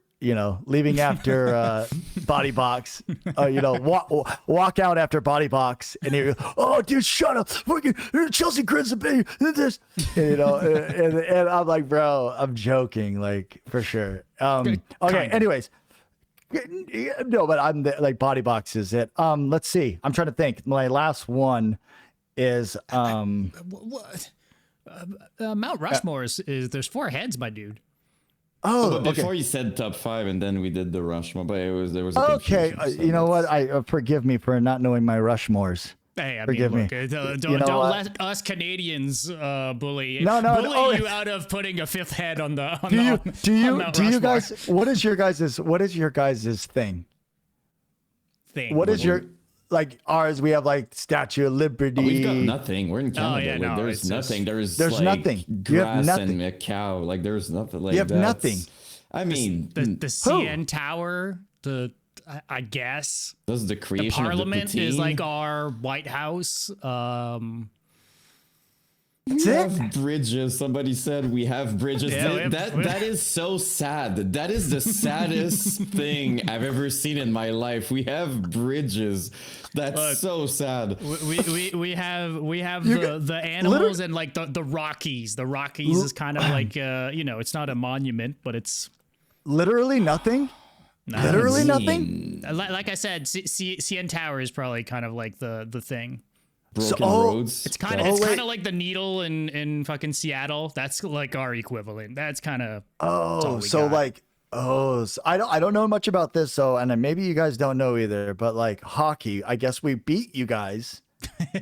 Is that like beating your? Is that like? We won't win on like. Let me tell you that. Like there, I don't think we're gonna win a lot. The only thing we win is with our poutine. You know what it is, right? When you traveled here or whatever. Okay, so that apparently you guys cannot replicate it as well. So I think that's the only thing we're doing better. But yes, we did lose at our national. My point with that is because when I hear anything about Canada, it's like hockey. Mm-hmm. And so I'm like, oh my gosh, so you guys have no monuments, no nothing special, no nothing, and then you have this like thing that's like your thing, which is hockey. A bronze statue of someone outside of the Bell Center here, like for sure, but like no, just no pride, just nothing. Well, look, it's also hard to get the Canada pride out of these two gentlemen specifically, I guess. But okay, all right, I feel you. Okay, that's just funny. All right, let's end on that depressing note. Hey, well, I'm fine with it. I'm chill, you know. No, but, I know. I guess your guys' number one export is probably Despise Icon, then, right? Let's go there. I mean, as far as we're concerned, for sure. Yeah. That we're proud of. That we brag about. Can I ask you guys but it is Celine Dion. That is the actual answer for sure. I'm just saying, biggest export for sure. But so what are we talking? There's no comparing to Celine Dion here. Come on.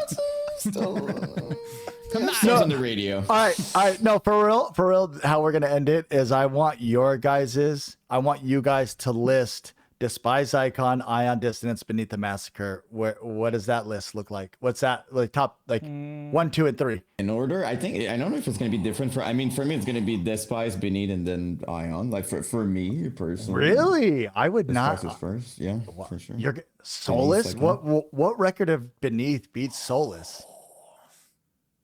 That's crazy.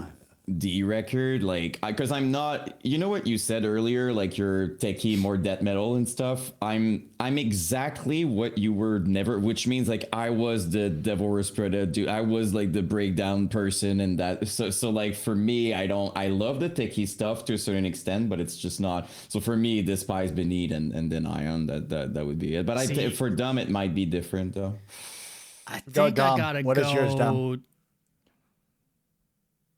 There's like homies in there. That's like not even fair. But I think this whole podcast was about me and homies, dude. Like, but you gotta rank all your homies. I'll rank them. Despise Ion, Beneath. But we're talking about the three goats here. We're talking about the three goats. He's struggling. Do you guys have another one? At number 4 is The Last Felony. The Last Felony? Yes, sir. Never heard of that. Well, I never heard. That's what you listen to after we hang up here. The other goated, like if there's a top 4 Montreal, Last Felony is on that 4th spot. Is there a 4th big band though? In deathcore, no. Yeah. No. So there's none. So it really was those 3 bands. Yeah. And close to metalcore for a while, like Blind Witness kind of had a moment, but it wasn't to the same extent. So. Huh. All right. I didn't. Shit ton of death metal. You know, again, like Cataclysm or fucking Cryptopsy and, you know, all that stuff. But I had no idea. Cataclysm. Yeah. Yes, sir. From here.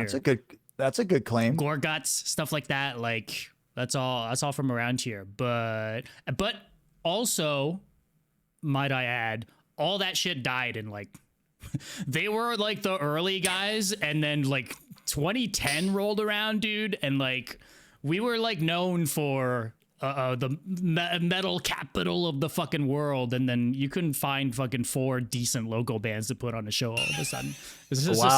It kind of went down the shitter real quick. Okay, and what's a venue in Montreal? Because I eventually want to go to what's a good 500 cap club in Montreal. Well, Fofone Electrique is the default metal bar / venue for sure. What's the cap? 3 300-400 maybe. Oh, perfect. I'll Yeah. go there. I want to go there. Yeah, We got- and it's like a 2-story venue, but on the first floor is just like a bar, always like a terrace outside. It's metal themed. It's only got metal music playing ever. And then second floor is kind of split up where they'll do nights, but they'll also just do shows. And it's kind of I spent my early adulthood there probably 3 days a week, $5 pictures. Wow. Blackout drunk. People were Wow. drunk. It was working. Wow. It was pretty cheap. It was pretty cheap to get drunk in $5? the metal bar. Yeah. Wow. It Yeah. would be quick too. I'm sure, Dom, you can attest on that. But it was early and people plastered. But it was a good time. To be fair, I had a good time there. Yeah, What- electric. It's electric ass cheeks, I guess is what Wow, in English, that's kind of what it translates to, I guess. Yeah. and then people in Quebec hate us more than. Do you guys know French? Yeah, we are French. yeah. It's our first English language. is the second language for sure here. Wow. Okay, so that Quebec hates That's why us, you huh? thought we were European, actually. Yeah, no, for sure, Jan. I thought Jan was for sure. Dude, I get all some people think I'm Russian. Like every day people are like, dude, I don't mean it in a bad way, but please tell me where you're from. It's killing me. Yeah, I'm like, yeah. I'm French Canadian, and they're like, oh shit, okay. Yeah, But you no, were like Scottish. I'm like, what? Like, Yeah. So yeah. I think But my yeah, family, French. my family came from. I think I'm French Canadian. Oh, I think I am. Yeah, Really? yeah. I forgot my grandma's maiden name, but yeah, I think it was like they were French people in Canada, and then they came down to America. I'm pretty sure that's how it worked out. But yeah, I think I'm one of you. Oh, Look, so we'll Yes. accept you. We'll Impending Doom is now a French Canadian band. oh, there we go. So we're number take four. it. We're number four. We're number You four. guys are number 4. Okay, there we go. it's settled. It's settled. We finally have a number 4. Yeah, It yes. happened. You guys Just 20 have years later, You but- guys have your Mount Rushmore. There it There we is. go. There it is. We made it. We did it finally. It feels better. It's done. Awesome. Brooke, Dude. dude, thank you so much, man. It's Yeah. fun, dude. This was I'm fucking glad we awesome, did man. it. Yeah, I'm glad we did it, dude. This was fun. Let's do it again when our record comes out. Let's do it again. Oh yeah, dude. Absolutely down for that, my man. All right, perfect, boys. All right, 1000%. what do you do? Do you? I don't know how to end. I see it. Never mind. Sam, I think. Yeah, he's, you I don't- can. We'll say bye, and I could kick Yeah, you bye. the fuck out. Yep. All All right. right. Keep in Hey, touch, man. my man. Hey, later, you so guys. Have a much. good night. Thank you. Thank you. You Thank too. you. Later. Later. Take care. If you made it to the end of this episode, thank you for watching. And hey, while you're here, hit that subscribe or follow button and a review. If you're watching or listening on a podcast platform, it would mean the world and it helps out more than you know. A big thank you as well to all of our supporters over on Patreon and on Twitch. New episodes every week, links to our Patreon, Discord, and socials in the description. We'll see you soon. We're out.